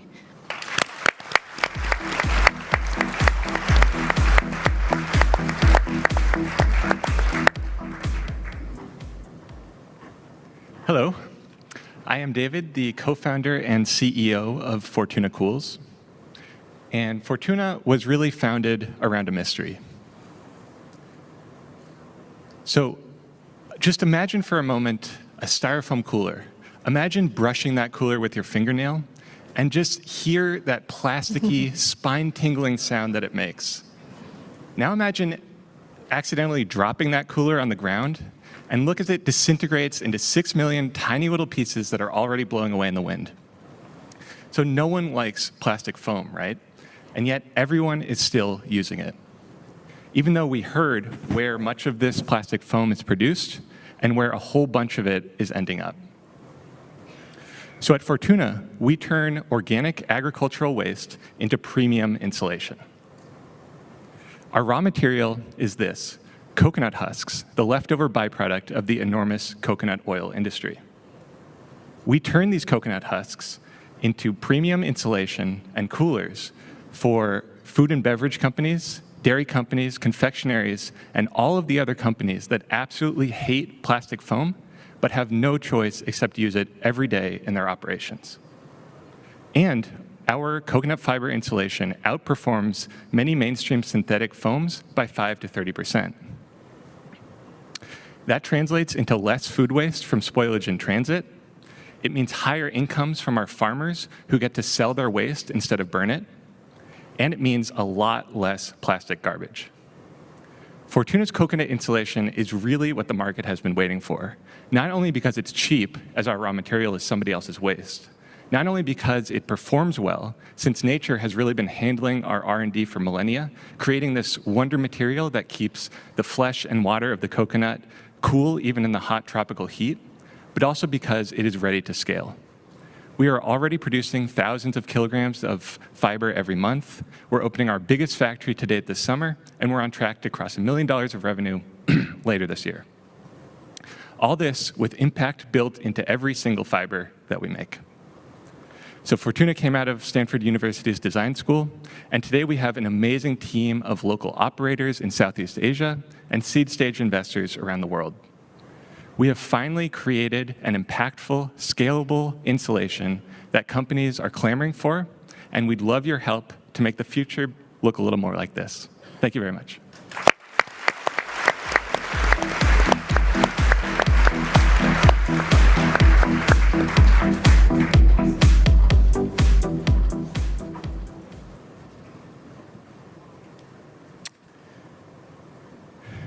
Well, good morning, everybody. My name is Gene Edelman, and I'm co-founder of Azure Printed Homes. And I want to welcome you to the next dimension of living in a 3D printed home, your sweet home. Whenever somebody mentions housing or climate, it's always followed by crisis, right? If Jesus were to return today to Earth, the only business activity he would recognize is how homes are built, right? Why is that? Construction wastes resources, time, and money, which lead to the housing crisis we're in right now. Imagine if we were to take this waste and use it purposely by 3D printing beautiful homes with recycled plastic as a core material, and that can be printed in 24 hours. You know how long it takes to build homes if you've ever done a renovation or construction in your own place. The other features of our homes is they're highly energy efficient. By 3D printing, we can basically customize the insulation for the house. And very important, at the end of the useful life, it can be again recycled through definition of circular economy. I've started 3 businesses before, and only now I really feel what is the true product market fit. We spent only $7,000 on marketing in the last 12 months, and I'll share with you our results, but the amount of the publicity we got from 3D printing publications, sustainability publications, housing publications has been incredible. Right after this, I'm flying to Washington, D.C. We will be at the Innovation Showcase on the National Mall.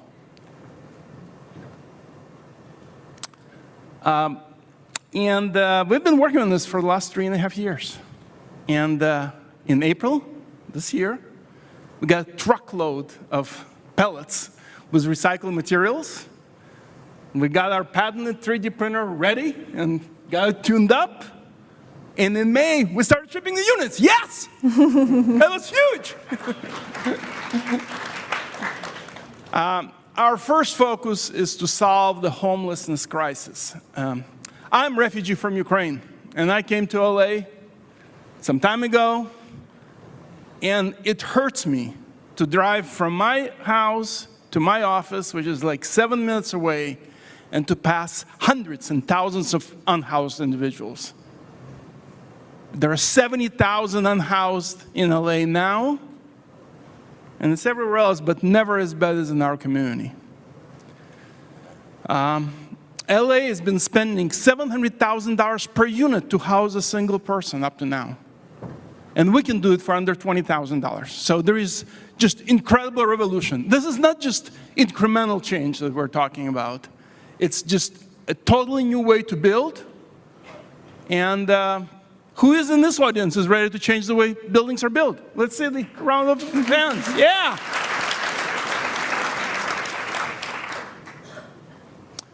So on our journey, my business partner and I invested about $1 million ourselves. We've raised $1.3 million in the last 12 months by hook and by crook. You know, we've done it with angels, friends, family, crowdfunding. And we have over 27 million of pre-orders on a $7,000 marketing spend. So it's just, I talked about product market fit. This morning, I got a great news that we're one of the 2 companies that will resettle 125 migrant workers in Riverside County using State of California grant into 125 new homes, and they're going to be ready to move in the next 90 days. Just incredible, the kind of momentum that we have. Anyway, if all the people who said you're ready to start the way you build, you now have a chance to do it. We're crowdfunding on republic.com/Azure, and as minimum $250 investment, you can join us on our journey. Really, I'm Gene Edelman. You have my contact information. If everyone in this audience invests $250, which is more what you paid for this hotel room last night, right? We'll raise enough money to buy 100,000 pounds of recycled plastic and build 50 units for homeless in the next 50 days. So let's do it. Thank you. Thank you. Thank you.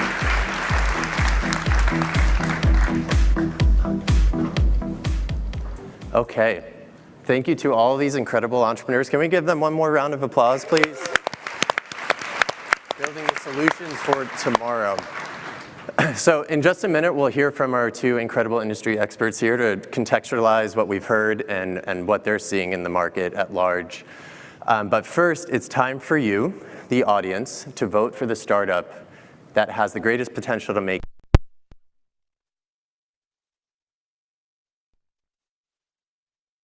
open the event app, Whova.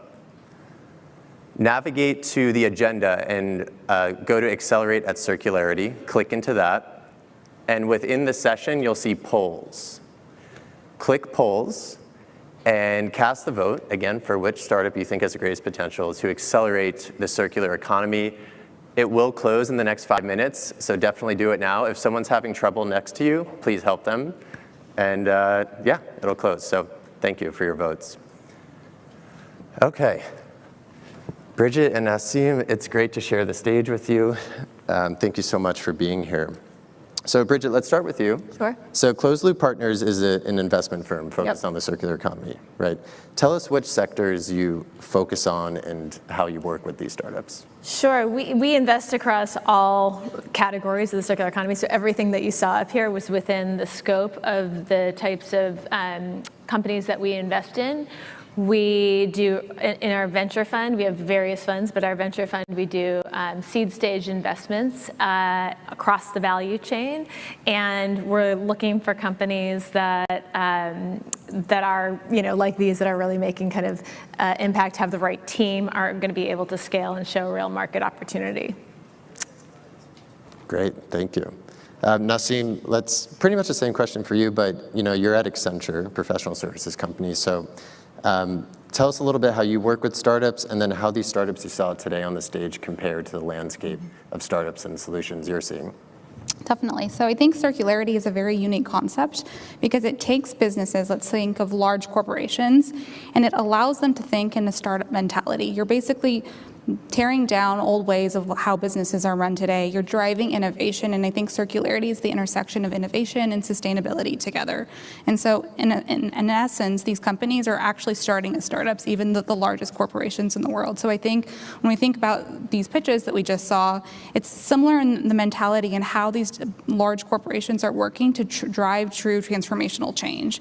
And so one thing that Accenture is, we work across kind of the largest corporations in the world, but also we have the accelerator and the kind of partnerships with startups where we're also investing and looking and bringing in our partners, our industry clients, to figure out how do we make sure that we're matching the right type of startups with industry partners to help mentor them across the business and also give them opportunities like they are getting today.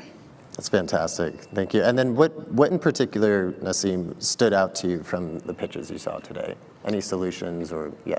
Yeah, well, one, I think that they all had a great financial case, and at the end of the day, right, we're still a capitalist market, and so as we're looking to figure out which companies can we invest in, not only is it based on which ones incorporate the most circular principles, which one focus on not just sustainability, but environmental justice and looking across the ESG lens, but also figuring out the scalability of all of these companies and what they've done so far. And so I'm impressed by kind of all of the figures that we've seen today. Awesome, thank you. Bridget, same question for you. What struck you the most from these entrepreneurs? Yeah, it's so challenging. This is a fun job, but it's a really challenging one in terms of comparing them. They're all across such different industries. It's clear that they're all looking to kind of solve very specific market problems, which is something that we look at. It's like circularity should be embedded into the work or the business model, but ultimately they need to solve a real world problem that is in the market. And so that's what I'm looking for when I'm thinking about the companies and who's out front and who has the biggest impact, is where are we actually finding a pain point and solving for that. Absolutely. And we do have time for this question, I'm glad. So what major questions do you have for any of these companies? You could choose one or two, just to get a little more clarity or maybe a little more detail on their business model or impact. Bridget, we can start with you. I think relevant to the room that we're in here, I think they all have to think about who their customer is, and both kind of who is the target consumer that they're going after, and what traction are they finding there. And then knowing that there's a lot of big companies in the audience who may intersect, to Nasim's point earlier, with being able to kind of support their growth or actually be a part of their growth. What are some of the barriers that they're facing that some big companies could help them solve and help them grow faster? Awesome, great. And Nasim, same question for you. Any questions or anywhere in particular in the pitches you'd like to kind of dig in more, if you could ask them? Yeah, so I also like to compare it to the alternative. So for example, let's take the first pitch that we heard where they're coming up with new innovative solutions that are bio-based to kind of replace hair products. If you look to figure out how do we actually take back the existing products that are out there that are based on plastics that have so much chemicals, it's also interesting to figure out not only are they driving new business models, but what can they be doing to incentivize and partner with their customers out there to take back actually the existing products out there.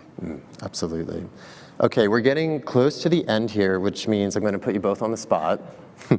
So Bridget, let's start with you. So which startup would get your vote today and why? It's challenging, obviously. They're all really interesting and had interesting solutions, and a lot more questions. If we were actually doing due diligence on these companies, we'd have a very detailed process that we go through. That said, I'm going to choose Rebundle, and the reason that I'm choosing Rebundle is because I think that when you look at the consumer proposition, they're solving something they're solving for a human health potential concern that I think could have market resonance by itself, even without the circularity story. So if that is not a priority for the consumer, I think there's still a huge market opportunity. Thank you so much. Yeah, thank you for sharing. Nasim, same question to you. Which startup would get your vote today and why? Same caveat. But with that, I would go with Moldgy, and the reason for that is, one, I've spent a lot of time in the tech and e-waste industry, and I've seen the problem that's out there, the millions and millions of pounds of e-waste that go, and you're figuring out how do we think about our cloud growth problem, and thinking through designing with circularity in mind, designing with remanufacturing, with serviceability. And I think that as a service model, it can be scaled both for kind of small corporations, but if we think about the large hyperscale companies that need support as well, this company could be able to tailor to many different market segments, and I think that's what really stood out to me. Yeah. Awesome, thank you. One more thing. Go ahead. I would just say that all of these guys, I think they're all really interesting solutions, and I think there are a lot of folks in the audience. Startups struggle sometimes to work with big companies, so those of you out there, I think you can think about ways to support them all and help their growth so that they're solving your problems. Great, thank you so much both for your feedback and for your votes. Yes. Okay, great. So before we reveal the results, I'd like to go to the next slide here. I'd like to first congratulate our People's Choice Award winner, who received the most votes from across the circularity community on our website leading up to this event, and that is Ravel. So congratulations to Ravel. They won a free ticket to this event, and I hope you're having a fun and fruitful time here at Zeeland. So we have our results. The winner of Accelerate at Circularity 23 is Rebundle. Congratulations to Rebundle. Congratulations to all the startups that pitched today. Big thank you to Nassim and Bridget, and to our sponsors, L'Oreal and Aura Consultants. Back to you, John.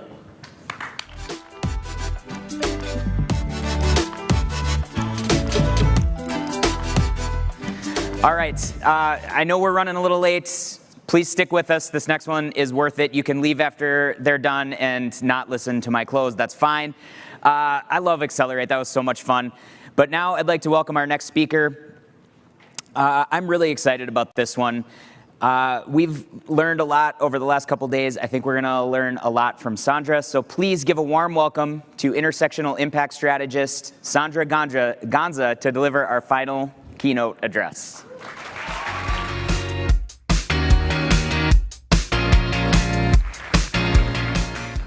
Hello, everyone. Hello, Greenbiz. Thank you for having me. So I work in the fashion industry, and honestly, fashion has always been able to capture the stories of our times, offering a really unique perspective into what is happening within society. The clothes we wear, the clothes we buy, they all are a reflection of our choices, our identities, and our values. However, most recently, fashion has been telling a very gruesome story about the impact of our linear economy. How our take, make, waste system has actually resulted in overconsumption, overproduction that's harming many people around the world. The fact is, we're currently producing about 150 billion garments around the world. This is actually enough to have 20 items for every single person in the world annually. In the US, we're actually discarding about 82 pounds of textile waste of clothes every year. For those of us in the metric system, that's about 36 kilos of clothes going in the trash every year. For those of you who have children, that's about the average weight of an 11-year-old going in the trash every year. That's how big the problem is. So we tell a lot of stories about what happens to our clothes once we discard them. Whether that actually means we throw them in the trash in hope that it'll end up in recycling, whether that actually means we put them in our local bins, we put them in our communities, we give them to, we donate them to thrift stores. All these stories tend to be fragmented. We only have one side of the story, and that's a guilt-free way for us to clear out our closets and buy something else. Globally, we're currently producing 92 million tons of textile waste. Those two being our very solutions that allow us to keep buying, keep refreshing our wardrobes, having a new item every year. It's problematic, and the fact is, currently, for those of us who think it's going into recycling, part of it is, yes. But when we look at it globally, the fact is only less than 1% of these textiles are actually recycled into new textiles. This is a combination of the technology that exists, but also the sorting infrastructure, the collection infrastructure, the fact that there's a lot of mixed materials within our clothes that make it really difficult to recycle these items. There we are. The other part, which is a lot more opaque, is actually the secondhand clothing. Currently, only 10 to 15% of clothes that are donated are actually redistributed and resold within the countries that they're collected. The rest of it, they're bundled up and shipped around the world to be a part of this global secondhand trade. We all think, oh, I'm going to donate my clothes, and it's hopefully going to help some child, probably in Africa, who doesn't have any clothes. This is a market in my hometown in Mwanza, Tanzania. I was that child that bought clothes from this market from when I was born to up until I left for college. This is one of 7 markets that exist there that houses anywhere between 100 to 500 vendors, stores that look like this, that sell items between $1 to $5 every year more items are coming in, more things are being sold. The fact is that the turnover of the number of things that are actually entering the country is so high that it's not even consumable even locally. The other side to this is the quality of items that are coming in. Not only are you only able to wear these items once, maybe twice, before you actually have to discard it, and no, we don't have textile recycling bins. So where does it end up? Well, hopefully in the landfill. Maybe it gets collected within your community there. But most of the cases, it's being burned, it's being thrown out, it's ending up in the rivers, it's ending up thrown away in different places where the community has for the longest time been offering a solution to people around the global north so that you can clear out your closets and have more space. And yet a big community around the world is faced with the challenge of having to deal with the textiles that are left there without the infrastructure, without the financing, without the recycling. The problem with the linear economy is that value is not infinite. So as these items move further downstream in the supply chain, the value continuously diminishes.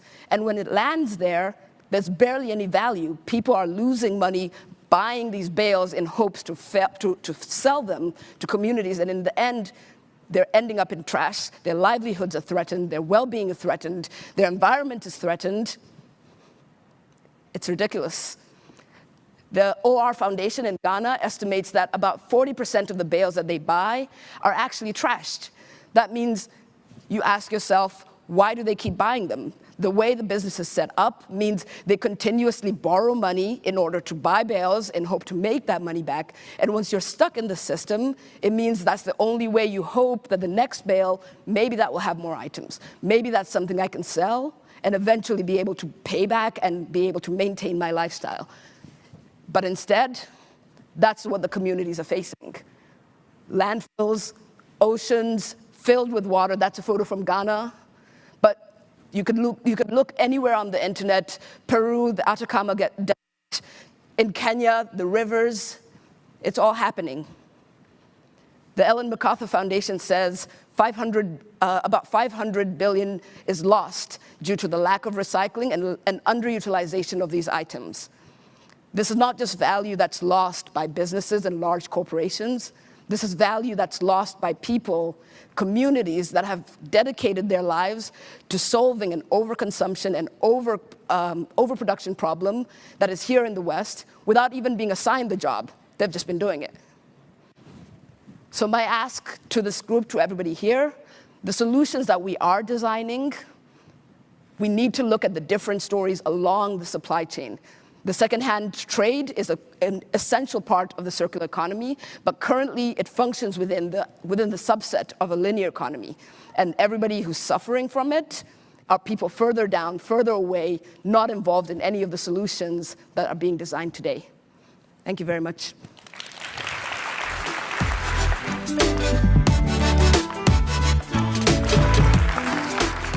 All right, that concludes our keynote program for Circularity 23. A couple housekeeping notes before you disperse. Thanks again to all of our sponsors, our premier and supporting sponsors, our contributing sponsors, participating sponsors. You can see who our sponsors are on signage around the event center. Thanks to our partners.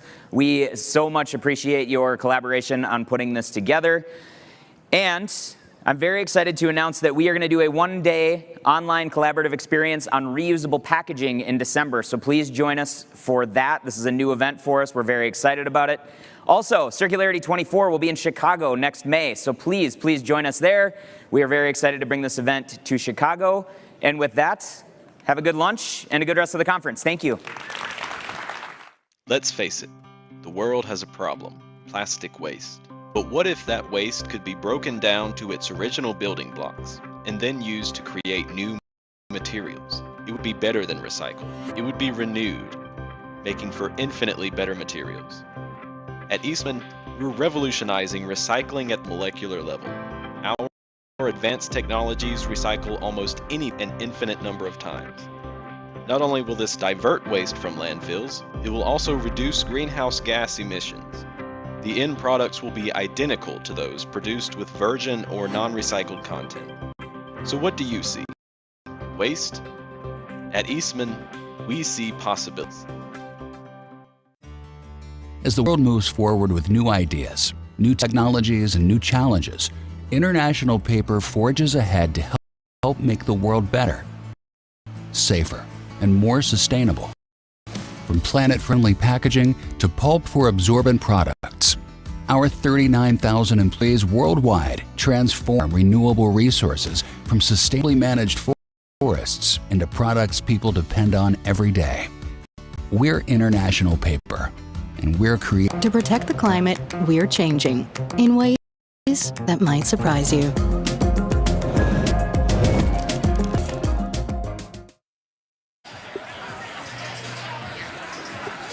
Welcome back, everyone, to the Sidebar at Greenbiz Circularity. We just heard from a number of keynote speakers. There's a lot to unpack there, Nathra. What do you think? You know, we heard from upstream and downstream, not only from solutions, but also people being impacted. That really kind of hit home for me when you think about the folks that are faced with the linear economy, most of the impact of the linear economy. We're not always so well connected, but today we heard from a couple of presenters to really kind of shed light onto that problem. What are some of your initial thoughts coming out of that keynote session? I really enjoyed the emphasis on the impact on communities during this keynote because, I mean, on a personal note, my family is from southern India, Kanjipuram to be exact, and that is a textile capital of the global south.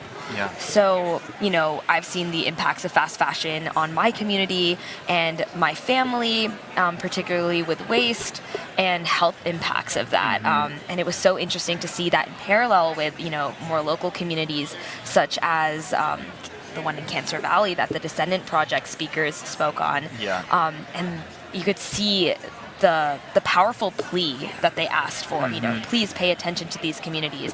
Please treat us as if we are human. That's something that I think about in my own community back in India. And it was just so impactful to see the standing ovation that talk got at the end. Yeah, everyone stood up and it really hit home for a lot of folks in the audience. And I guess we're about to dive into our first Sidebar interview shortly. Yeah, we are. Sure. We're going to hear from some interesting people from L'Oreal, Trove, Living Future Institute, and really just continue to unpack what circularity means on a spectrum. Yeah, well, stay tuned. Stay tuned.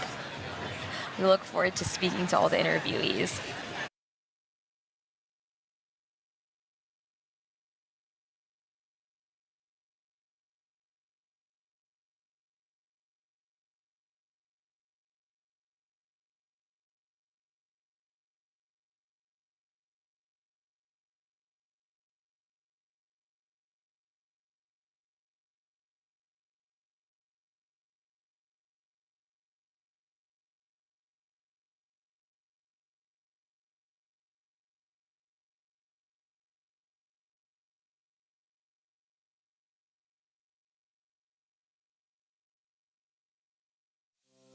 In 2022, LyondellBasell unlocked possibilities.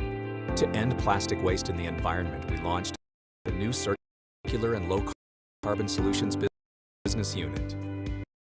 We're increasing our recycling capacity and investing in recycling infrastructure to secure access to plastic waste feedstock. And we're advancing recycling innovation. We're creating solutions for everyday sustainable living.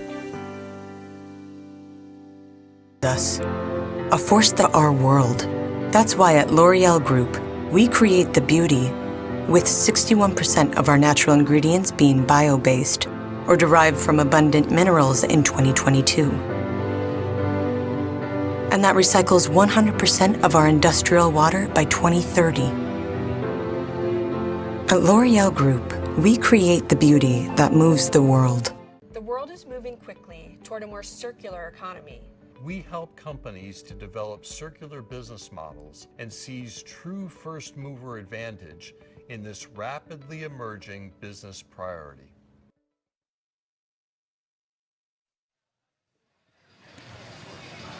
Hi, we are joined here today at Sidebar by Mohammed Kanji from L'Oreal. Mohammed, would you like to introduce yourself and tell our guests a little bit about what you do? Absolutely. So thank you so much for having me here today, and it has been an exciting event. So I'm Mohammed Kanji. I work for L'Oreal Research and Innovation. I have been with the company for 26 years. Wow. Started my career in product development with the various brands of L'Oreal through the acquisition processes of so many different brands. Have been growing through various leadership positions, have also set up R&I facilities in India. So I've been very close to the research activities and very close to the consumers as well. And currently I'm leading open innovation for North America. And the idea here is exactly what we've been talking about this week, is about really making sure that L'Oreal is talking to the external partnerships. L'Oreal, as you know, is a beauty company, the world's largest beauty company. We have a large R&I organization around the world. We spend about $1.2 billion in R&I investments annually, with over 560 patents granted annually, and 4,000 chemists around the world. We are present in over 20 countries and 11 hubs across the world. And open innovation is at the heartbeat of L'Oreal, and L'Oreal started off in science, as you know, by a chemist known as Eugene Schuyler. So science is really at the core of what L'Oreal does, and the idea here with open innovation is to continue to really pioneer in science and innovation and really set the future for responsible beauty and making sure that we connect with the outside partnerships and outside external collaborators to really push forward our innovation focus and science. And so circularity being here really makes a lot of sense for us, and this is our first time, my first time here, so I'm truly excited. Welcome, welcome. It's a good community. Absolutely. People are really interested in collaborating. You touched on circularity and its relationship to open innovation just a moment ago. Right. What are maybe some of the goals that you guys at L'Oreal have set in terms of circularity, and sort of how are you guys measuring yourself towards that progress? Right. So as a premier beauty company, and driving through science and making sure that we're continuing to evolve responsible beauty, we want to make sure that we collaborate with external partnerships. And we are also focused on really delivering towards our L'Oreal for the Future sustainability goals, which is by 2030, we expect to have 100% of our formulas, products eco-designed, 95% of our ingredients sourced from plant renewable resources, making sure that we are focused on circular processes, and 100% of our ingredients and ingredients used in formulations and packaging will be, we will make sure that they are traceable and sustainably sourced as well. That's wonderful. And, L'Oreal is a household name. So many people interact with the brand. And, you're engaging in the circularity. How are you bringing consumers along the way with you? How are you engaging in, consumer behavior and that piece of it? So for us, it is absolutely critical that when we are setting up these goals, we are also monitoring and we're quantifying these goals. But also a big part of it is consumer education, right? So we are rolling out initiatives such as product impact labeling through our brands, where a consumer can actually go into how we calculate and make sure that our products are responsible. We are focusing on eco-design, the circularity. So we're actually doing full life cycle analysis of our products from the start of where we source our raw materials, how we are processing them, the different processes that are used to actually create the products in our manufacturing sites, and the utilization of them. So it touches every single aspect of its life cycle. So, and it is very visible to our consumers. And so education is a big part of it. Visibility is a big part of it as well. That's great. I know we don't have enough time to get into all the details. I wish we did, but just talking about open innovation for one last, is that also existing from the chemistry up until the packaging and upstream and downstream in the supply chain? Right. So open innovation allows us to create partnerships at academic levels, at startups, and very much resounding to what we just witnessed here during the keynote speakers and also the startup sessions we had. So we are working with a lot of startups, and we have actually, in the last couple of months to weeks, we have actually announced very critical partnerships that we have done investments in. For example, a JV-led initiative by Geno, where we have invested in terms of allowing us to tap into biotechnology and green sciences to allow us for alternative ingredients from biotech, from the biotech angle. We have also announced just last week our investment in Debut Bio, another biotech company out of California, and really investing in their plant cell-free technology to allow us to quickly get through discovery and into production of ingredients that would be such as, for example, polyphenols, antioxidants, color alternatives, and giving us sustainable alternatives to our ingredient portfolio. That's wonderful. Yeah. Thank you so much for joining us today, and we hope that you enjoy the rest of your circularity experience. Thank you so much for having me. Yeah, you're welcome. Thanks. Appreciate it. See you around. Bye.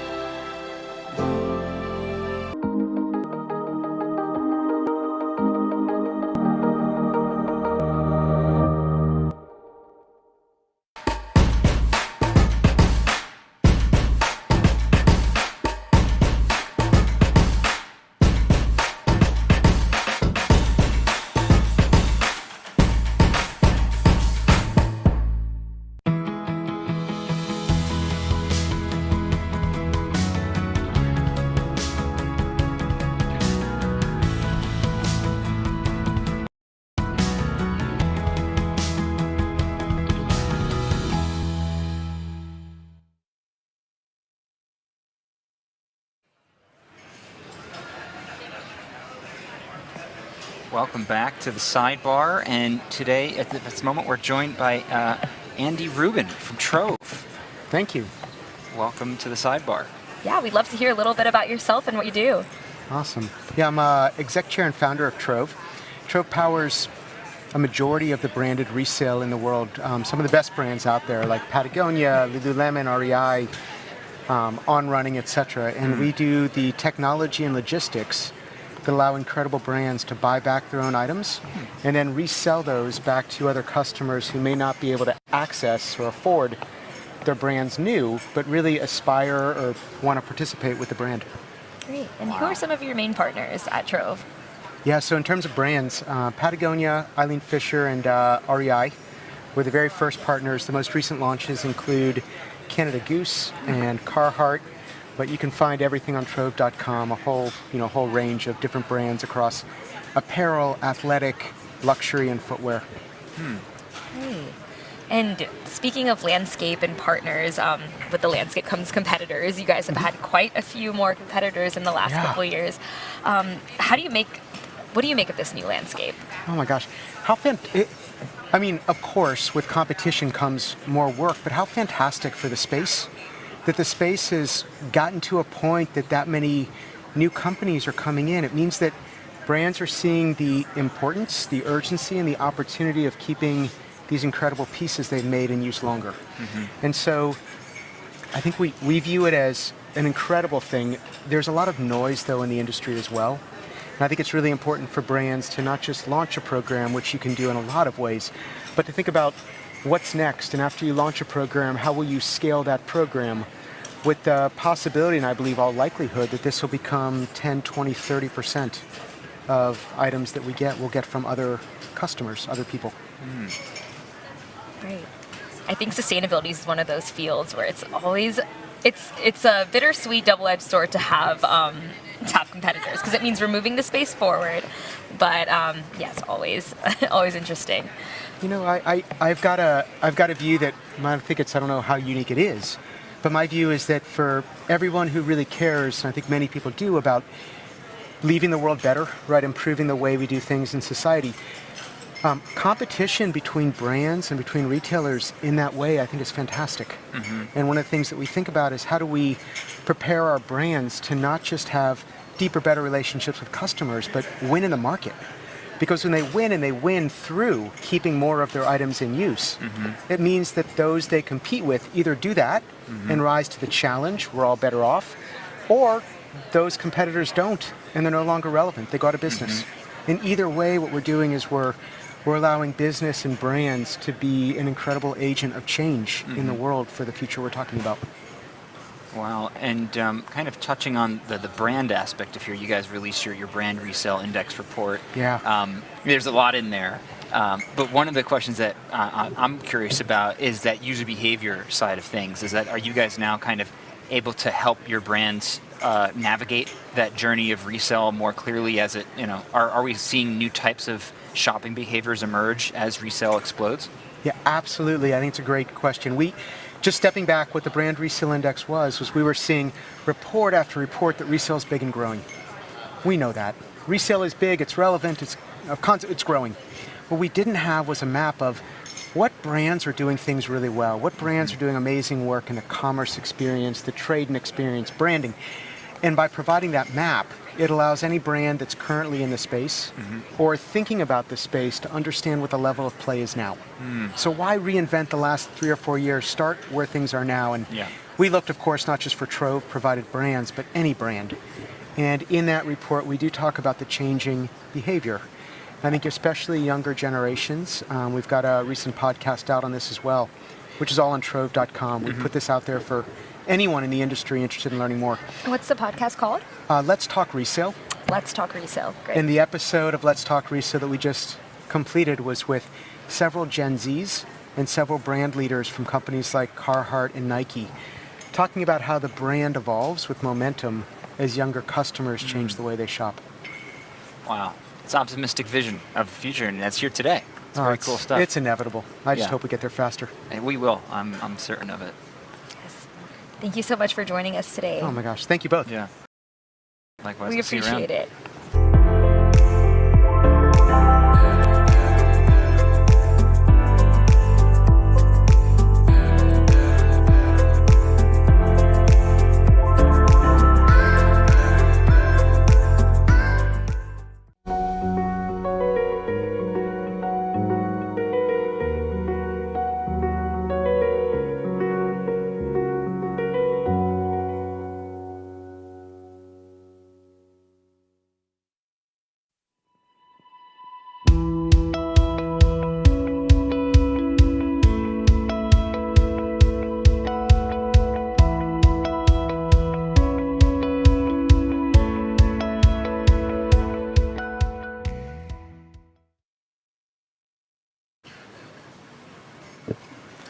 Welcome back to the Sidebar at Circularity. I'm Kenny Arnold, and I'm joined by Nathra. Hi. We are also joined by Lindsay Baker from the Living Future Institute. Lindsay, could you tell us a little bit about yourself, a little bit about the Institute and what you do there? Sure, yeah. So, yeah, thanks for having me, by the way. This is great. I think of myself as sort of a super fan in the Greenbiz community around buildings, all things related to the building industry. And, so here at Circularity is kind of this interesting intersection. I feel like buildings were not always the big topic amongst this community, but it's so important. So at the Living Future Institute, we work on a number of things. We're basically a nonprofit that focuses on transforming the building industry into a place that is ecologically just, socially just, ecologically restorative, and culturally rich. And what that really means is that we run a number of different programs, work with architects and developers and people building, a lot of product manufacturers in the building industry to transform the way that we build buildings. So it's just everything from health to environment to social impact, all in one little crazy nonprofit. So yeah, it's exciting work. But I've been working on buildings and all of these issues around buildings and how they impact our lives, the environment, for a couple of decades in different ways. And circularity is kind of one of these things. It's like coming up, we're trying to think about it, but it's a little different than a plastic bottle, you know, like different decisions. It's inching closer in the building space. As a lead green associate myself, I took the exam, and I was kind of looking to see, where elements of circularity would be inputted, and there was few and far between, not very many. I don't think people really make that connection very easily between the built environment and circularity. So what does that look like to you? Yeah, well, I mean, first of all, I think people might imagine that we're not a big part of this problem and that we don't have a big part to play in the solution, and they would be wrong if they assumed that. So, for example, right now in the world, in the US in particular, 17% of all plastics go into the building industry. If you look at the amount of carpet waste, for example, that goes into landfills every year, we're talking about a volume of waste that is pretty much equal to the single-use plastics waste that goes into landfills every year. That's so disturbing. So it's very disturbing, and it is, in fact, a huge problem, but there's also a lot that we can do about it. I mean, also just in terms of like demolition waste, it's actually larger than the construction and demolition waste going into landfills every year is larger than consumer waste. So it's buildings are huge, and therefore all the stuff that goes into them and out of them is also really huge in volume. But there are a lot of manufacturers in the building industry that are trying to do more things to develop these circular business models.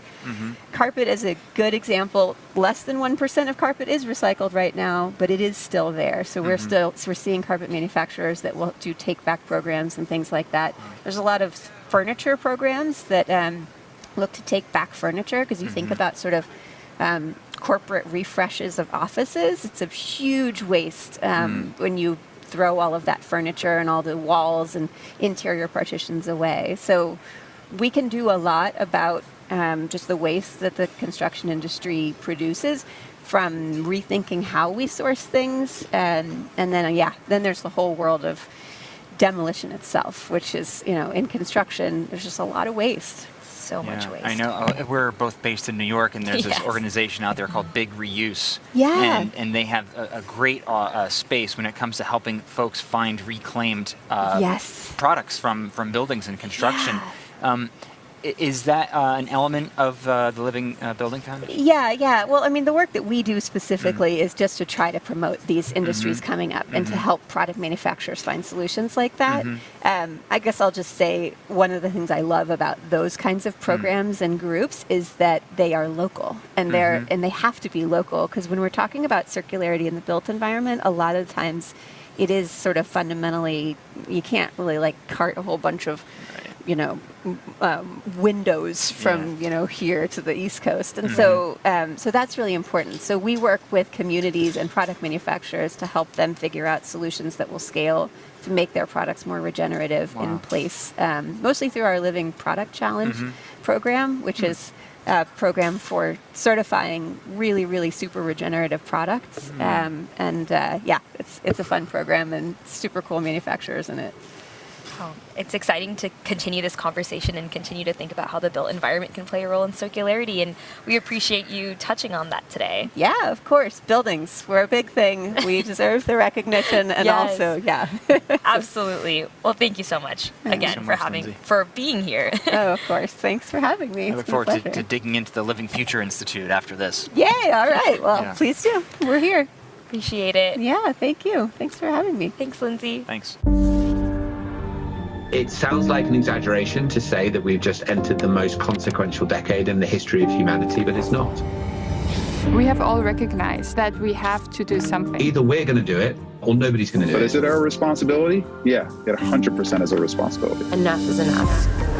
But you cannot do it alone. We're only going to succeed if we work together. Climate is a team sport. A meeting of the minds. That's why we joined the Climate Pledge. We want to work with the other signatories. The pledge is by design business friendly. Benefit goes to the team. We want to inspire others to come along with us. It's about unleashing innovation from business leader to investor to city leader to national government. 10 years early. We are targeting 2039 carbon neutral. 2035. Carbon neutral by 2020. You can do it. We knew we had to lead by example. The ambitious goals are not there to scare, they are there to challenge us.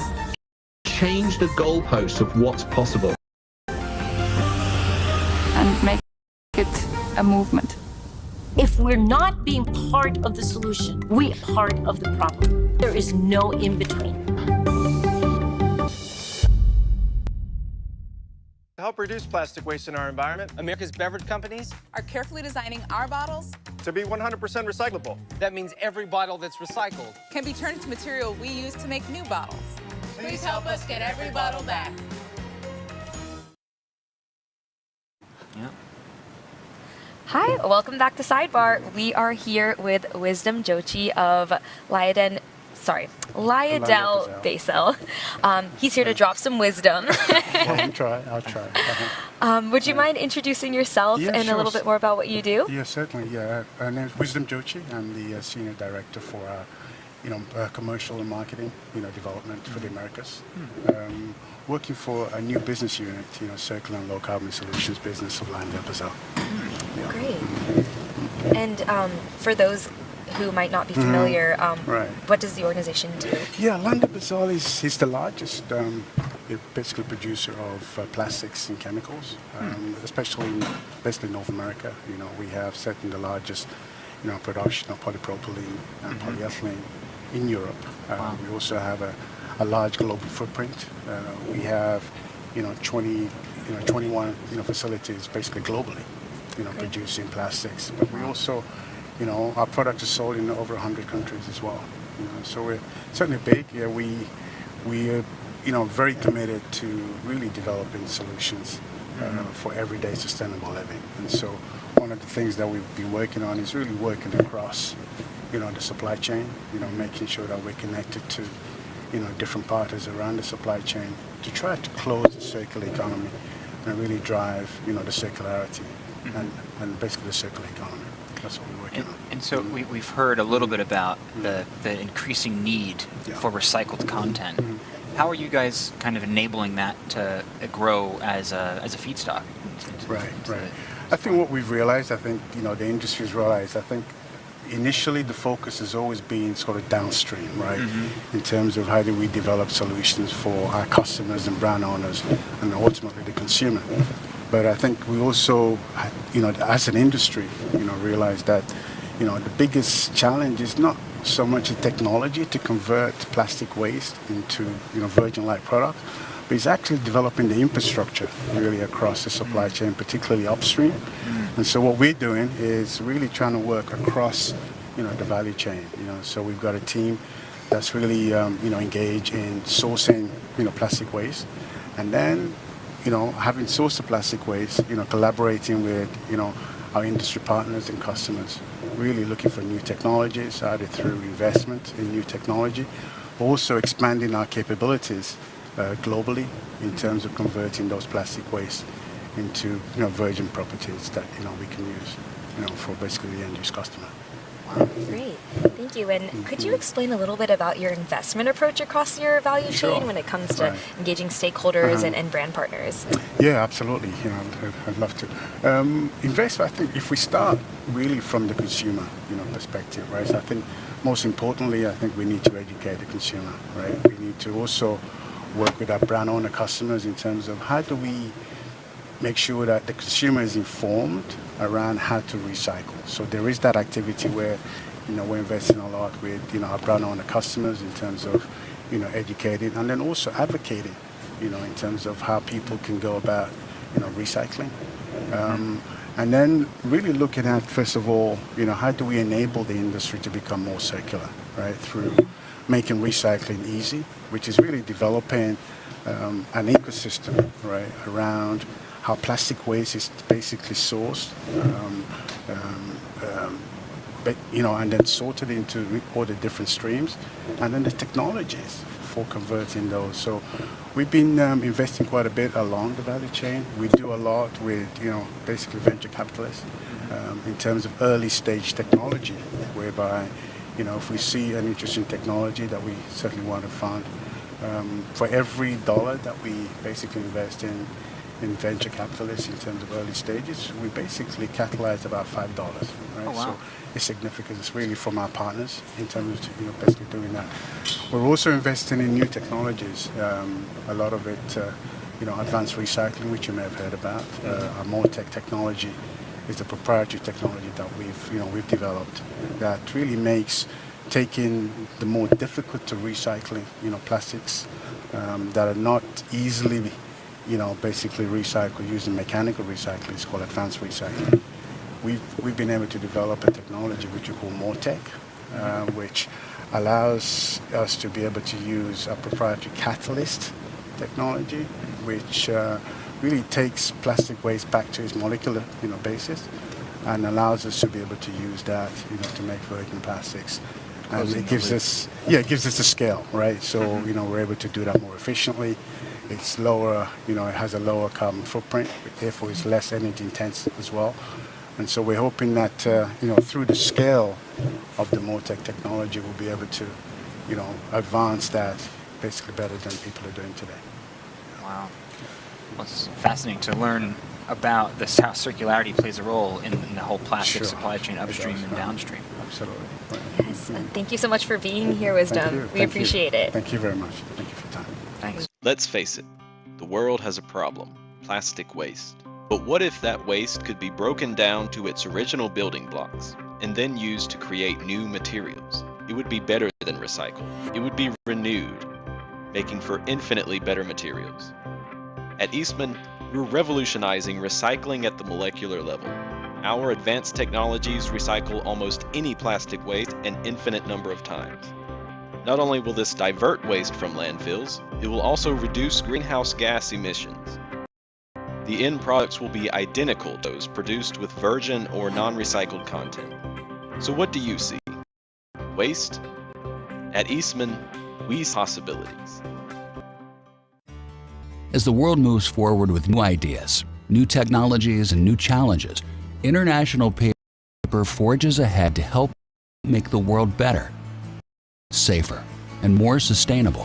From planet-friendly packaging to pulp for absorbent products, our 39,000 employees worldwide transform renewable resources from sustainably managed forests into products people depend on every day. We're International Paper, and we're getting what's next.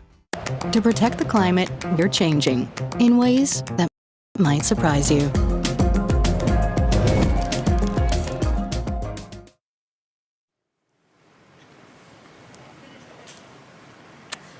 Kenny, I can't believe we're done. It's been a jam-packed day 2 at Circularity. It has. I don't know about you, Nathra, but I have really enjoyed the breadth of speakers and perspectives on circularity, hearing from, really downstream as it gets, where the stuff ends up, whether in our, in here in North America or elsewhere in Africa and Asia, to the folks actually trying to work upstream and trying to avoid that flow, stopping that flow at its source by closing the loop where possible.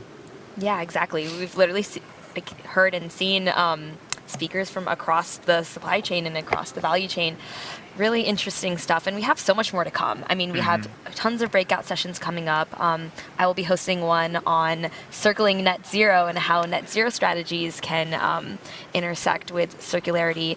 So there's just such a breadth of knowledge going on here at this conference. I know both of us are kind of sad to be leaving Seattle and returning to New York City with the rats, but yeah. We'll get circular there in no time, though. We will. We have Circularity Week hopefully coming up in next March. Anyway, there. What was one takeaway you had from today? One takeaway? One thing that you loved? I said it once, I said it twice. I loved hearing about circularity within the textile industry and how we can really think about communities and the impact that waste stream has on them. What about you? Yeah, I mean, I think I love just keep learning about all the startups that are actually at the front end of innovation, reimagining business models, reimagining materials to actually solve these problems, and then we can all help them scale by connecting them with the right folks. I agree. Yeah. Well, it's been real, Kenny. It's been great, Nathra. It's been awesome. Thank you guys so much for tuning in to Greenbiz Sidebar here at Circularity 2023.